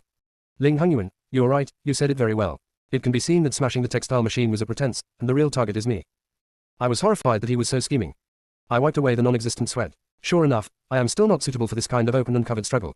It is really taxing. After exploring it for so long, I finally told me that I was going in the wrong direction. The 3 of them discussed the assassination for a while. I vaguely saw Ling Hongyuan rubbing his eyebrows. I guess he was busy with work and frightened, and he had a migraine. I said, Your Majesty, please rub it for you. Ling Hongyuan nodded. The next moment, there was a pair of hands that were faster than me. Qin Che put his hands on Ling Hongyuan's temples and said, I'm still injured. It's such a small thing, but it will happen in the future. Me. The picture is too beautiful, I dare not look at it. After rubbing it for a while, Ling Hongyuan said impatiently, Back off, I have an even bigger headache. I saw Qin Che glance at me intentionally or unintentionally, and I acted as if nothing had happened. When we returned home, he called me and said, I have to be careful with men. I said, Is Archer talking about His Majesty? But His Majesty and I only have a relationship between monarch and minister. Qin Che said seriously, That's not possible. I agreed in a muffled voice, since he wasn't always here anyway. The textile machine was destroyed, but the craftsmanship department continued processing. It was rushed out in one day and sent to Qinzheng Hall overnight. Let's give this hot potato to Ling Hongyuan. He is lucky and I am not lucky. Ling Hongyuan gave me a short vacation for fear of more things happening. While I was enjoying my vacation, the princess also came to chat with me. She brought me a curtain hat and prepared to take me out. Stopped by Urchi at the door, he begged, Princess, don't embarrass the young one. The general won't let you go out. The old man's eye injury is not healed. What will happen if something happens again? The young one has 10 heads, not enough for the general to kill. It seems that Qin Che specially told me that if he is not here, I cannot leave the house at will. I thought about forgetting it, but I felt itchy in my heart. I haven't had a good tour of Nanyang capital yet. The princess said arrogantly, This princess has brought all the servants and guards of the princess mansion. Can't Qin Che let you ag out? Looking at the battle ahead, I couldn't help but be surprised. This was too grandstanding. I grabbed the princess and said to Urchi, Send someone to report to the general that I will only be out for 2 hours. Urchi hesitated for a moment, then immediately asked someone to pass the message. The princess said impatiently, Qin Che has been like this for many years, and he will never change his nature. The corners of my mouth twitched at the side. Only the princess had the guts to talk about the current Nanyang general who governs the country. Thinking of the princess's persistence today, I asked in confusion, why did the princess insist on taking the humble minister out of the palace today? The princess asked, Did you know that the longevity festival is coming soon? I was confused. Wonshu festival, the Holy Father's birthday. The princess looked as if this was indeed the case and said, I know that you don't know. Isn't it good for the 5 of us to be together? Chapter 46 Longevity Festival. The princess continued to talk to me. The Wonshu festival is a festival celebrated by the whole country in Nanyang. It is as lively as the Chinese New Year. Every pilgrim attaches great importance to it. It is not only a festival in Nanyang, but also envoys from Beiyun, foreign lands, overseas and other places will visit. So the grand ceremony can be imagined. I understand. No wonder Ling Hongyuan and Qin Che said that Beiyun would visit next month, presumably to celebrate Ling Hongyuan's birthday. The princess continued, On the day of the longevity festival, courtiers, clans, aristocratic families, envoys, etc. all have to give speeches and congratulate you. Today, the princess of Japan will take you to buy gifts. It is a pity that if the harem of the Holy Emperor is not empty, otherwise it will not be possible. You can watch a big show. You may not know that the concubines in the late emperor's harem will do the best on the Wonshu festival and they can pull off any tricks. I said haha, I can imagine the scene. While we were talking, the boy who had been sent out had already returned and said to us, the general has agreed to return to the princess. Master Chen can leave the house. Then he said to me, the general said, please remember to take attendant Meng Dong with you, please be careful on the road. After hearing this, the princess looked shocked. Is this what Qin Che said? He would actually let someone go. I said, Princess, it's true, let's go. The princess looked open-eyed. Sure enough, if you live long, you can see the iron tree blooming. The streets were very lively, as if preparations for the longevity festival had begun in advance. Winter is coming at the end of this month. People wear crude cotton-padded jackets in all kinds of colors. There are also yamen hanging lanterns on the streets. The air is full of the smell of the new year. I wear a curtain hat and the rate of turning heads is extremely high. Meng Dong supported me very carefully. I saw that she was still a little thin, so I asked, didn't the general's office give you new clothes? Meng Dong said, Sir, I have received it, but I still have my mother and a young sister at home, so I have kept it with my family. I understand. Passing by a ready-made clothing store, the princess took us in. It must be under the name of Ling Hongyuan. The shopkeeper was very respectful to the princess. I said to the shopkeeper, bring me some of the new cotton-padded clothes in the shop, and some sets of handmade clothes, all packed and delivered. I turned to look at Meng Dong and asked, where do you live? Meng Dong was flattered. Sir, this is impossible. The princess said, my lord asks you, just answer. Don't refuse. I smiled and nodded. Meng Dong was embarrassed and said, my subordinate lives at gate number 6, Yinghua Lane. The shopkeeper had already packed the clothes and handed them to the boy beside him. The boy immediately went out to deliver the things with nimble hands and feet. Meng Dong, I would like to thank you, sir. I said, you protect me, so I will be lenient to you. It's not easy for a woman in this world. You can't even imagine the hardships you have endured when you become a servant in the palace. Bear with peace of mind. I just ask you to be more dedicated. Just stay with me. Meng Dong's tears flashed, yes. After shopping around for a long time, I still couldn't find what I wanted as a gift. Ling Hongyuan is in a position above 10,000 people. Does he want anything? Although things don't need to be expensive, they should at least be eye-catching. Perhaps because of my weak constitution, the princess took us to a tea house to rest for a while. This tea house is very grand. When you go in, you will see that the people who come there seem to be either rich or noble. The princess found a side room, which was also surrounded by light fragrance, and there were performers who specialized in playing music. She was enjoying tea and listening to music. The princess told me quietly, "This tea house is under my name. If I have time, just let the shopkeeper tell me my name, and I will foot the bill." I was surprised. I thought the princess was not good at doing business before, but now that the tea house looked so impressive, I actually underestimated her. I rested for a while in the elegant seat, but the princess was still so full of energy. I asked, "Does the princess know what His Majesty's preferences are?" Thinking about it, I feel ashamed that I have been conquering Ling Hongyuan for so long and I don't even know what he likes. Well, he enjoys killing people. The princess thought for a while and said, "This princess really doesn't know. Your Majesty seems to like everything and seems to be indifferent to everything. Apart from things that make Your Majesty lose his patience, I have never seen His Majesty being obsessed with anything." When he thought of getting along with Ling Hongyuan, he would either remain expressionless or sneer at the King of Hell. Except for that time when he howled in the snow, he rarely showed his emotions. Suddenly I had an idea and asked the princess quickly, "Does the princess know where there is a jewelry shop?" The princess said, "There is the largest jewelry store in the capital on this street. Do you want to go?" I nodded. "Princess, then let's go." I was stunned. Now. "Princess, don't you have enough rest?" I was embarrassed, a bit. After that poisoning, my physical fitness dropped very quickly, and I felt like I was back to before liberation. The princess followed me to rest for a while, and then the group got up and went. It is indeed the largest jewelry store in the capital. The facade is as big as 2 tea houses and has 3 floors. The highest floor in Nanyang capital is limited to 3 floors. I guess the owner of this jewelry store also has a background. There are a dazzling array of jewelry, jade, etc. in the shop. I took off the curtain and hat, so I could see more clearly. Perhaps we were dressed in gorgeous and expensive clothes, and the shopkeeper came to greet the guests in person. He seemed to be shocked by my eyes. He was stunned for a while, and then immediately regained his composure. "Are you 2 distinguished guests going to choose jade?" I said, "I want to pick a jade bead and tie it with a red rope to make a sword spike. I wonder if the shopkeeper has any advice." The shopkeeper smiled and said, "Of course there is. Do you know that the girl is going to give this sword spike to her lover?" "What?" The princess smiled at the side and answered for me, "It was given to my lover." "Shopkeeper, you don't know. She and her lover have already been in love with each other for a long time. There is only one sign that they're about to fall in love. Shopkeeper, you have to be careful. Pick." I said awkwardly, "That's not true." The princess stopped me from talking. Seeing that I had already said everything, I thought I was too lazy to explain. After some explanations from the shopkeeper, I chose a glass bead and an east bead. They were both beautiful and expensive. When I gave the silver, I felt a pain in my body. The shopkeeper asked the craftsman in the shop to weave sword spikes for me. The princess asked me, "Do you want to give one to the Holy One and one to Chin Che?" I nodded. "Princess, I really have you, and the water I hold is as level as anyone else's." I originally didn't want to give it to Chin Che, but if he knew that I gave something to Ling Hongyuan, he would definitely make a fuss. In just one stick of incense, a black Dongju sword tassel and a vermilion glazed sword tassel were ready. Putting them each into a box is a big deal for me. After returning home, when Chin Che comes back, I will directly give him the black Dongju sword spike. Chin Che's eyes were bright. After opening the box and taking out the sword spike, he kept playing with it. I laughed at him and asked, "Does Archer like it?" Chin Che said, I like it very much. I like everything RG gives me." He took out the sword he was wearing, and it was just like what I remembered. It had a cold light. He moved the dark black sword tassel upwards, and it seemed a little softer. The sword tassel was not too big or too small, so it would not affect the sword dance. But it's also very beautiful, let alone Chin Che. I'm very satisfied with it. Chin Che had already seen the other box in my hand and asked, "Is the sword spike in my hand also?" I was a little embarrassed and said, "This is a longevity gift prepared for the Holy One." I opened the box and showed it to him. He looked a little downcast and said, "I thought this was the only one G gave me." I opened my mouth before speaking, but Chin Che said on his own, "However, I am very happy that RG can think of bringing me one. I think he will prepare a second one for me as my birthday gift." Looking at his expectant eyes, although my vision was blurry, I couldn't ignore the strong emotion, and I said, "Of course it is." Chin Che looked like a child who got a lollipop, with a big smile on his face. He looked at the glazed sword tassel and said, "This is not as good looking as mine." I laughed at him for being stingy. I didn't know at the time that this first gift to Chin Che would also be the only one. If I had known better then, I wouldn't have called him stingy. At the end of the month, I was summoned into the palace by Ling Hongyuan. The Qinsheng palace was full of charcoal fire, and Ling Hongyuan was no longer the kid who couldn't even be roasted by the fire. I sigh.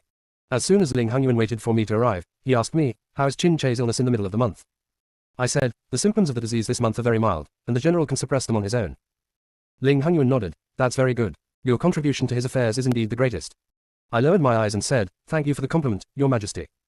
Ling Hongyuan, you must also know about the Wonshu festival next month. Envoys from foreign lands will also come to visit. They brought many gifts for this trip, including medicine for your detoxification. I was pleasantly surprised. Your Majesty has thought of me this time, and I am very grateful. Ling Hongyuan, get up, don't be so grateful, your eyes are sorry for you. Ling Hongyuan continued, "This holiday banquet, have you thought about how you will come to the banquet?" Me, what status? Ling Hongyuan said, "Do you call yourself the distant cousin of the Nanyang Zhenguo general, or do you call yourself Chen Yuji, the strategist of the Nanyang craftsmanship department?" After Ling Hongyuan finished speaking, options appeared. Chen Yuji, the distant cousin of General Nanyang Zhenguo. Nanyang craftsmanship department Chen Yuji. I looked at the options and hesitated. Choosing one of them shows that my position lies with the general's mansion, and my every move is just a vassal of the general's mansion, but there is no pressure in this status. Choosing the second option shows that my position lies in the craftsmanship department. These days, the farming machines and improved textile machines of the craftsmanship department have made me famous. What I will face is the scrutiny of everyone, and the pressure is not small. I chose the second one. I said, if you are happy to serve your country, you should dedicate yourself to it. Even though my vision was blurry, I could still see that the waves in Ling Hongyuan's eyes moved slightly, and the smile reached his eyes. Isn't it good for the five of us to be together? Chapter 47 Secrets in the Palace. The capital is becoming more and more lively, and gradually you can see people from outside the country, people from Bayan, and people from overseas. Qin Che gradually became busier and busier, training soldiers, patrolling the capital, and guarding the palace. The so-called busy man who disappeared was Qin Che. He comes back very late every day, but I don't know if that kiss last time opened up his Ren and Du channels, and he wants to hang out with me from time to time. Of course I refused sternly and thought about the love between my children every day. How could I live up to my reputation as a pillar of talent? When Qin Che saw my resistance, he didn't force me. He just wanted a gentle hug every day, and he was very satisfied. If it doesn't cost any money, Nanyang shouldn't be able to find another one. The Prime Minister was even more busy. Since there was no mother in Nanyang, all matters such as palace deployment and preparations were placed in her hands, including the banquet etiquette planned by the Ministry of Etiquette, etc., all of which had to be reviewed by her before they could be handed over to Ling Hongyuan. The last time I went there, the Prime Minister's study seemed to be flooded with papers, so I wisely didn't disturb her. Not to mention Ling Hongyuan. After a lap, I found that I was the most leisurely. Recently, the craftsmanship department only needs to keep an eye on the production process to ensure that the equipment is foolproof. Yu Wanyi often comes to the craftsmanship department. He really likes tinkering with gadgets. Thinking about it this way, Princess Xiangyu is the only one left who can talk to me for a few words. This is my first time to come to the princess mansion. The princess had already greeted the servants in the mansion, and after I revealed my identity, she welcomed me indirectly. The princess's mansion is very grand, with winding corridors and pavilions. It took me a long time to reach the princess's boudoir. Seeing me coming, he invited me to sit aside. There were good snacks and scented tea on the table. Just listen to the princess say, this princess's mansion is really getting more and more difficult to manage. If you are a man, I will recruit you to take care of these big and small things for me. I smiled and said, that's really a blessing for a humble job. The princess nodded my head, poor talker. We chatted for a while, and suddenly we heard a loud voice, is the princess in there? While I was wondering, the princess had already quickly stood up and left the house. It should be a very important person. I also went out to take a look, and then I heard the princess say in surprise, why is daddy here? The princess's father, King Wengshuan of Nanyang. This is my first time meeting the only current prince of Nanyang, Prince Wengshuan. The late emperor once had 3 princes, but now except for the current emperor, the other 2 princes are no longer alive, so there is no prince. When I was compiling classics, I knew that King Wengshuan was actually Ling Hongyuan's uncle. There was no such person as King Wengshuan before, and he should have been named after Ling Hongyuan ascended the throne. King Wengshuan looked like a man who was open-minded and unconventional in the wilderness. He said boldly, I miss my daughter. When I first came to the capital, I must take a look first. The princess was very happy. She was usually lazy and pampered, but now she was a bit playful. The princess said, I forgot to introduce you to my father. This is Chen Yuji, the strategist of the craftsmanship department. King Wengshuan looked at me, and I saluted, I have met King Wengshuan. King Wengshuan said cheerfully, there is no need to be too polite. I know Master Chen, his reputation is very resounding. Me, thank you, your majesty. Princess, why are you standing here? Daddy finally came here. I'm here to order the kitchen to bring all the good things from the princess's house to prepare a banquet for daddy. King Wengshuan quickly stopped him. You are still so spoiled, don't be too extravagant, just home-cooked food. The servant in the house said, yes. I was also left to sit at the table with them. At the table, King Wengshuan was very enthusiastic. He talked about the beauty of the capital for a while, and interesting things about his fiefdom. Sometimes even I couldn't catch up with him. King Wengshuan also brought a bunch of strange things that I had never seen before, and asked me to pick some and take them away, as if he treated me as his second daughter. I do understand why the princess has such a temper. I wonder who has such a bold father, and would be so pampered and arrogant. King Wengshuan, Master Chen seems to be unmarried. I was shocked when I heard it, it is indeed. Princess, Dad, what are you doing? King Wengshuan said, TSK, now that you are so old and you don't have a husband yet, how can you not be anxious? Princess, Dad, why don't you mention your majesty? Your majesty will be 23 soon, and the harem is still empty now. Your majesty is not in a hurry, so why am I, the little princess, anxious? King Wengshuan knocked her on the head. I am getting more and more courageous, and my majesty dares to talk about it. Your majesty, that is. Ugh. I was even more curious when I saw King Wengshuan wanted to speak but did not dare to speak. The princess did the same, so she dismissed the others, and soon there were only 3 of us left in the room. Princess, Dad, what's going on? Is it some secret in the palace? King Wengshuan, it's not a secret matter in the palace. I think it was a big deal before. When the Holy Emperor first ascended the throne, he was opposed by a group of ministers, and only the Prime Minister and General Qin supported him. The ministers opposed the fundamental reason, so that he is the Holy One, not the son of the late Emperor. My mouth dropped open. Princess, what? King Wengshuan, very few people know about this matter now. When the Holy One was still young, the Holy One's mother-in-law, who was the sister of the same clan of the king, was rumored by someone that she was a palace maid who also had agendas but did not know how to behave, so that the Holy One was also restrained and implicated, and got a name that was not of the orthodox royal bloodline. His sister could not bear the injustice and ended it on her own. The next day, the Holy One was also sent to the cold palace. The Holy One was only 9 years old at that time. Princess, how could this be? I only know that when the Holy Emperor first ascended the throne, he killed many people, but I don't know, could it be that those people? King Wenxuan continued, although her sister is only my sister from the same clan, I know her character very well. How could she do such a thing? So the Holy One investigated the matter and revealed the truth when he ascended the throne. But it has also touched the reverse scale of the Holy One, so it is as you can see. After hearing this, I was even more confused. Didn't the fragments of the previous story say that Myeonare was presented to the late emperor by her former husband? How could she suddenly become a palace maid? And Myeonare had already died in the official's mouth, so how could Myeonare be the sister of King Wenxuan? I also thought of something, so I asked, is the memorial day of the Holy Eminence on the 10th day of the next month? King Wenxuan said, yes. Princess, the 10th day of next month, isn't that the Holy One's birthday? Drop. It has been detected that there is an important plot on the 10th day of next month. Please host go to the harem to trigger it. Close hollow corner bracket. Myeonare Memorial Day is actually Ling Hongyuan's birthday. When he thought about his birthday, it seemed that Ling Hongyuan didn't feel any joy at all. He was just worried about how to deal with the visitors. Thinking about how he was driven into the cold palace after his birthday when he was a child, he was a miserable person living such a life. Isn't it good for the five of us to be together? Chapter 48 Marry You. It took a long time to leave the house, and Meng Dong urged me to go back at the right time. King Wenxuan reluctantly pulled me to say goodbye. I come here to play often, my eldest daughter. Princess Xiangyu. After I returned home, I saw Qin Che waiting for me in the house. He seemed to have just returned from the military camp and was dusty. He usually looked at people casually, but as long as he went to the military camp, his eyes would become fierce. Seeing me coming back, I reached out to hug him again. Thinking that he had had a hard day, I hugged him back and said, thank you for your hard work, Archer. Qin Che rubbed his chin against the top of my head and said, has Ji gone to the princess's mansion today? Me, yes, I also met King Wenxuan. Qin Che, King Wenxuan. Me, yeah, what's wrong? Qin Che, nothing. I met King Wenxuan once before. He should be an open-minded person. But I didn't expect King Wenxuan to come to this year's banquet. He would not come in previous years. I think this Wanshu festival is of great significance. I said, that's it. After Qin Che felt comfortable, he brought me to a chair and sat down. On the table were some foods he brought back, all of which I loved. Seeing that I was enjoying my meal, he asked, do you know that something big happened in Beiyang today? I asked, what's going on? How could something big happen during the Nanyang Wanshu festival? Qin Che peeled chestnuts for me and said, the Emperor of Beiyang has announced that he is terminally ill. I'm afraid he doesn't have much time left.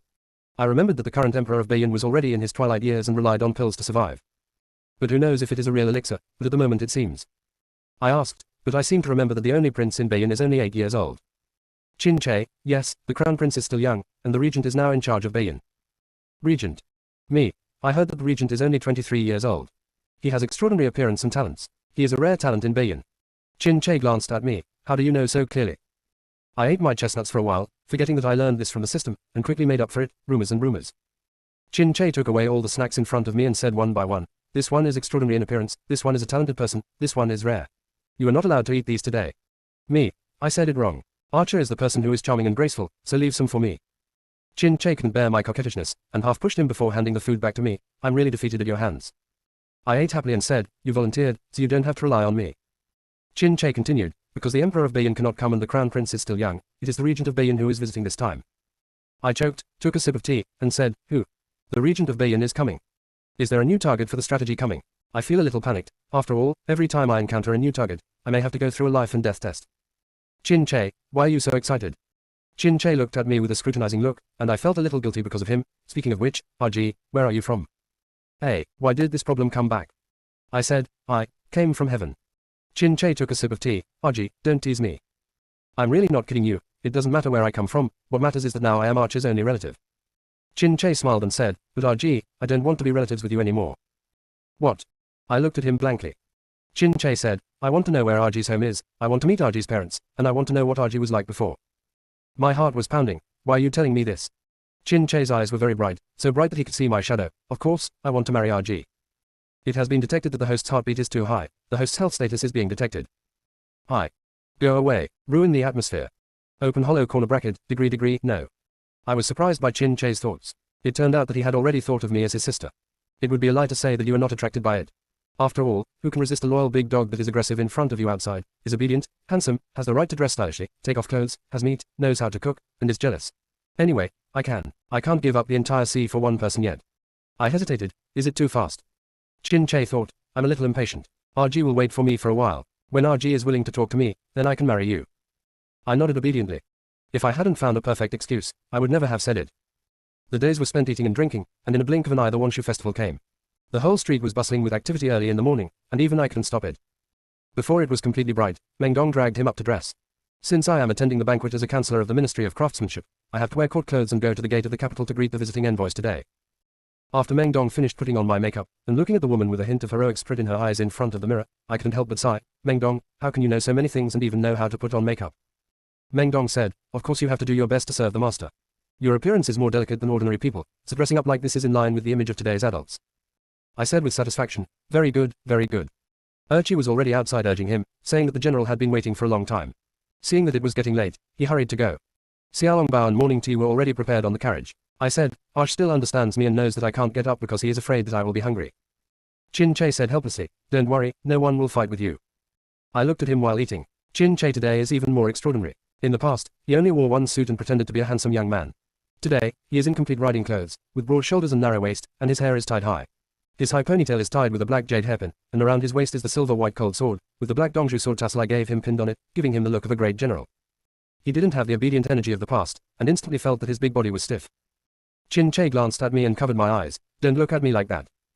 Me? Why? Chin Che leaned close to my ear and said, she looks really good today. I want to kiss you. Hi. The host's head is detected to be hot. There is no need to report this. Who wouldn't be embarrassed by this? I pulled his hand away and pushed him. If you make trouble again, I'll kick you off. Chin Che, RG is so cruel. Don't act coquettishly in front of your face. I'm afraid I really can't stand it.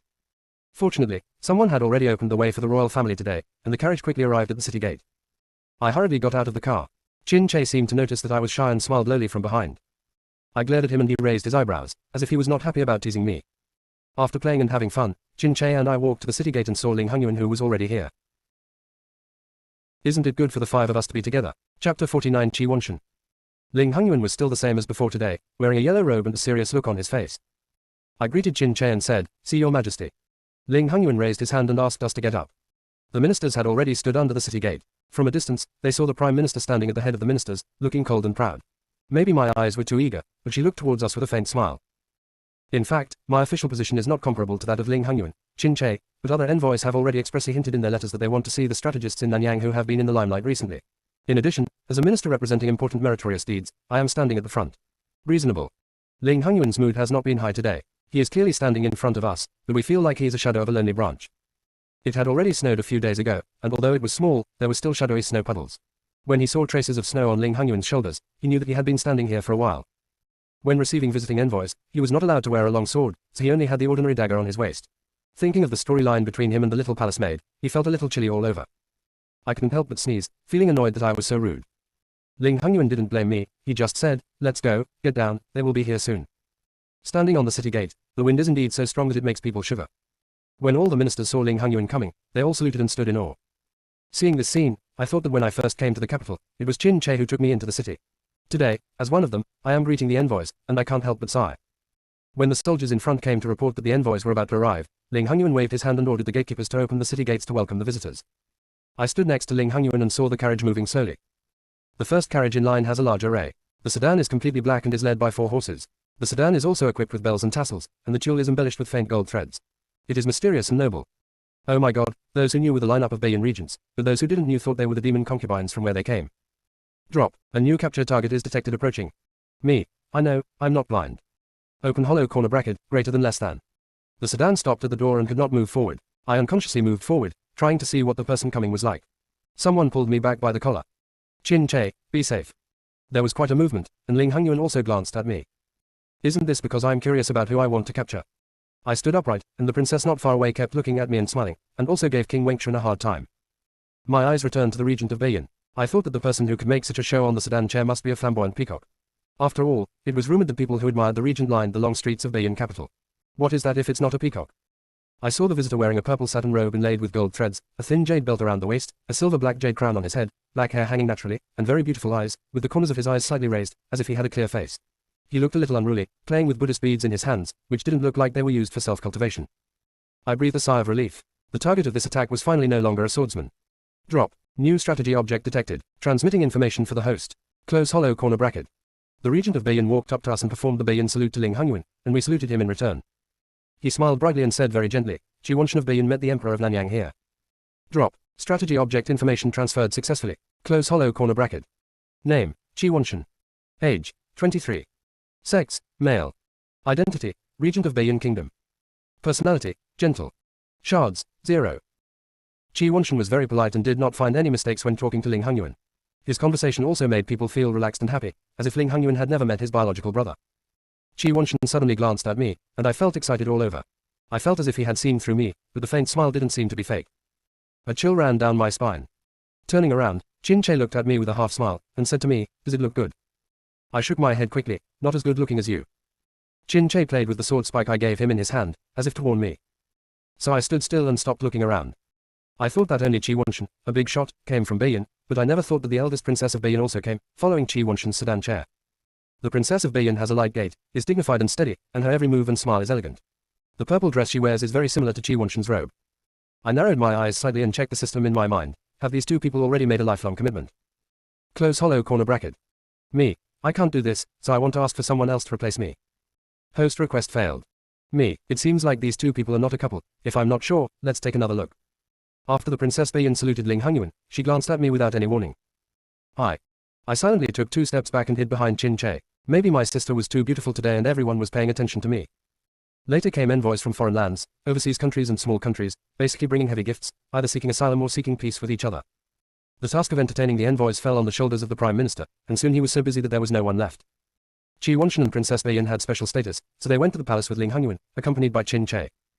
You ask me, I will go back to my hometown and wait for the banquet in the palace. After taking just a few steps, someone dragged me back by the collar. Where are we going? After being pulled back by Qin Che, I stared at several high-profile figures. Ling Hongyuan, this is Nanyang strategist Chen Yuji. Being introduced suddenly, I stood up reflexively, smiled, and bowed. I have met the regent of Beiyin, and I have met the eldest princess. Why didn't anyone tell me during the rehearsal that there was a self-introduction session? You have to look at my sister's cleverness. The eldest princess of Beiyin covered her mouth and smiled slightly, and said, I have heard of the name Chen Seshi before. I thought he should be a serious and steady person. I never thought he could be so funny and cute. I giggled. Princess deserves a prize. As soon as he finished speaking, the people around him fell silent. The eldest princess was stunned and smiled even more heartily. It's still a little silly. Ling Hongyuan stood beside him helplessly, holding his forehead. Qi Wanshan said aloud, Princess, please stop teasing Mr. Chen. I finally came to my senses and said blankly, it's Beezy's fault for not hearing what the princess said. Beezy suffered a brain injury in the past and his reaction is a bit slow. If I can make the princess smile like this, it's also Beezy's luck. Ling Hongyuan probably didn't expect that I would fight back, so he suddenly showed an expression that wasn't too stupid. The eldest princess was stunned. When she realized that I was saying that she was laughing at an injured weakling, the smile on her face disappeared instantly. When he was about to speak, Qi Wanshan stopped him. It would be impolite to continue the verbal attack once the point has been made. Isn't it good for the 5 of us to be together? Chapter 50 easy to get along with. Maybe he was afraid that something would happen to me again, so Qin Che pulled me to his side. I knew the appropriateness of the occasion, so I followed him obediently. I just wondered why I should be left behind in such an occasion. I couldn't bear it, couldn't think, so I could only stare wide-eyed. We returned to the palace first, and then to the familiar Qinzheng Hall, where we should have to deal with business. I professionally took out a pen and paper next to me, preparing to record the big things they were going to say next. Suddenly everything was quiet, and everyone's eyes were on me again. Not far away, the official who took out a pen and paper just like me looked at me with a complicated expression. Ling Hongyuan, you don't have to do this today. Me. The eldest princess covered her mouth and laughed again, but she gave me some face and turned around to smile secretly. I silently put away the paper and pen, and finally understood the expression on the official's face. It turned out that he thought I was here to grab his job today. I winked at Qin Che. What happened today? Qin Che, shouldn't I ask you? Me. No one told me. Qin Che, your majesty didn't tell you when you entered the palace yesterday. I thought about it for a long time, and I did go to the palace yesterday. Because Ling Hongyuan was a little busy, he just gave me a booklet and asked me to go back and read it myself. I didn't look at it carefully, thinking it was just a simple process. After a few glances, I fell asleep. I'm embarrassed. Could it be that the booklet yesterday was a newly revised process? Ling Hongyuan looked like he was going to be careful if he made another mistake, and I immediately put all my energy into it. Qi Wanshan was watching our actions quietly from the side, and then said with a smile, it's too early now, I guess it's because Mr. Chen was busy dealing with affairs yesterday and was not in good spirits. I nodded quickly. This is simply a good person who knows how to be cloudy. Ling Hongyuan snorted coldly. I picked up the sesame seeds and lost the watermelons. I lost my chain at the critical moment. I smiled stupidly and did not refute. I will obey your majesty's teachings. Finally coming to the topic, the two parties started from the perspective of peaceful development and discussed some things that I didn't understand about the border issue between the two countries. They babbled a lot. I nodded beside them. I thought when I should think. It was better than the mascot. Also a mascot. When it comes to farm machinery, my eyes light up and my ears prick up. Qi Wanshan, I wonder if His Majesty Nanyang would like to exchange Beiyin for something. Ling Hongyuan, what? Qi Wanshan, farming machines in Nanyang and markets in Beiyin are open. After listening to it for a while, I realized that although there was a long history of merchant exchanges between Beiyin and Nanyang, Beiyin did not pay much attention to commerce. Moreover, most markets in Beiyin were divided into South City and North City. To put it simply, Beiyin merchants' land and Nanyang merchants' land. The merchant policies of the two cities are different. Nanyang merchants in Beiyin are subject to a lot of suppression, so in fact, Nanyang people rarely go to Beiyin to open shops, because they don't want to be the big enemy. Unfortunately, Ling Hongyuan was one of the big grievances. Looking at the locations of his shops at that time, there were not many shops in Beiyin. If the market is liberalized, it will be easier to make money. I took a deep look at Qi Wanshan. Could it be that this person had already known that Ling Hongyuan had opened many shops in Beiyin, so he proposed this condition? I was just about to watch Ling Hongyuan's show, but the next second, Qi Wanshan asked, "What do you think, Mr. Chen?" Hi. Qi Wanshan, after all, Mr. Chen made this farming machine, so it must depend on what you think. As soon as I finished speaking, everyone looked at me. I bowed my head and wiped my sweat, in my humble position. How can I make such a big decision in my humble position?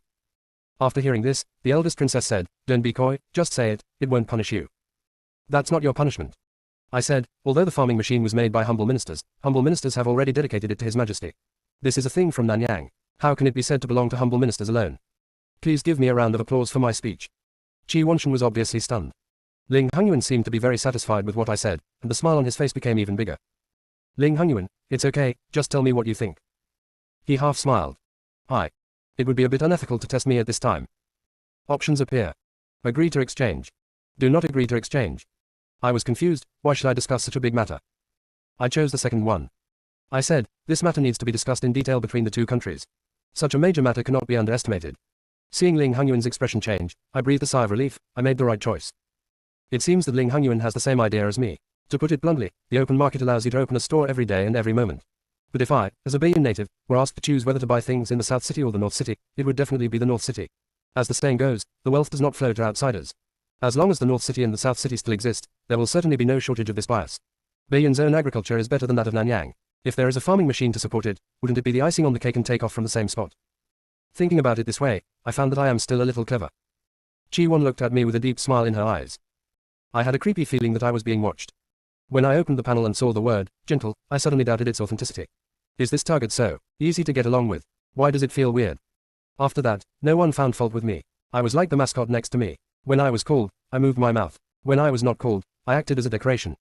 The eldest princess obviously also knows something about government affairs, and she can also tell a lot about the conversation during the period. Obviously Ling Hongyuan admired her quite a lot. But my point is, it seems that it was not said before that Princess Beiyin would come. I compiled the list and I remember it clearly. I narrowed my eyes slightly. Could there be some other purpose for this trip? I don't know what the purpose is, but I feel a little chilly right now. Especially Chin Che's wanton look in his eyes couldn't be ignored at all. No one told me that I need to sit at the bottom of Ling Hongyuan. This position is not. Even the Prime Minister was sitting behind me and was looking at me with confusion. I repeatedly asked if the Chamberlain had arranged the wrong position for me. The palace maid checked again and again, and she still said the same thing, "Sir, it's true. This position was ordered by the Holy One himself, and it cannot be wrong." Ling Hongyuan hadn't appeared yet, nor was the eldest princess of Beiyin, but Qi Wanshan was. Everyone is acting weird today, but I'm the only outsider. But now I feel like this is a game set up for me. There is always a pit waiting for me. Qi Wan deeply felt my gaze, smiled at me, raised the cup with both hands, and drank the tea in one gulp. As for me, who is in a high position and unable to get off, I raised my glass to express my wish to drink together. This Qi Wanshan is definitely not as gentle as he appears. Illusion. It's definitely an illusion. If Ling Hongyuan doesn't come again, I will cause trouble at his banquet and arrange for me to be here. I feel that if an assassin attacks, I will be no different from a living target. Isn't it good for the five of us to be together? 51 Marriage. Fortunately, Ling Hongyuan came after a while.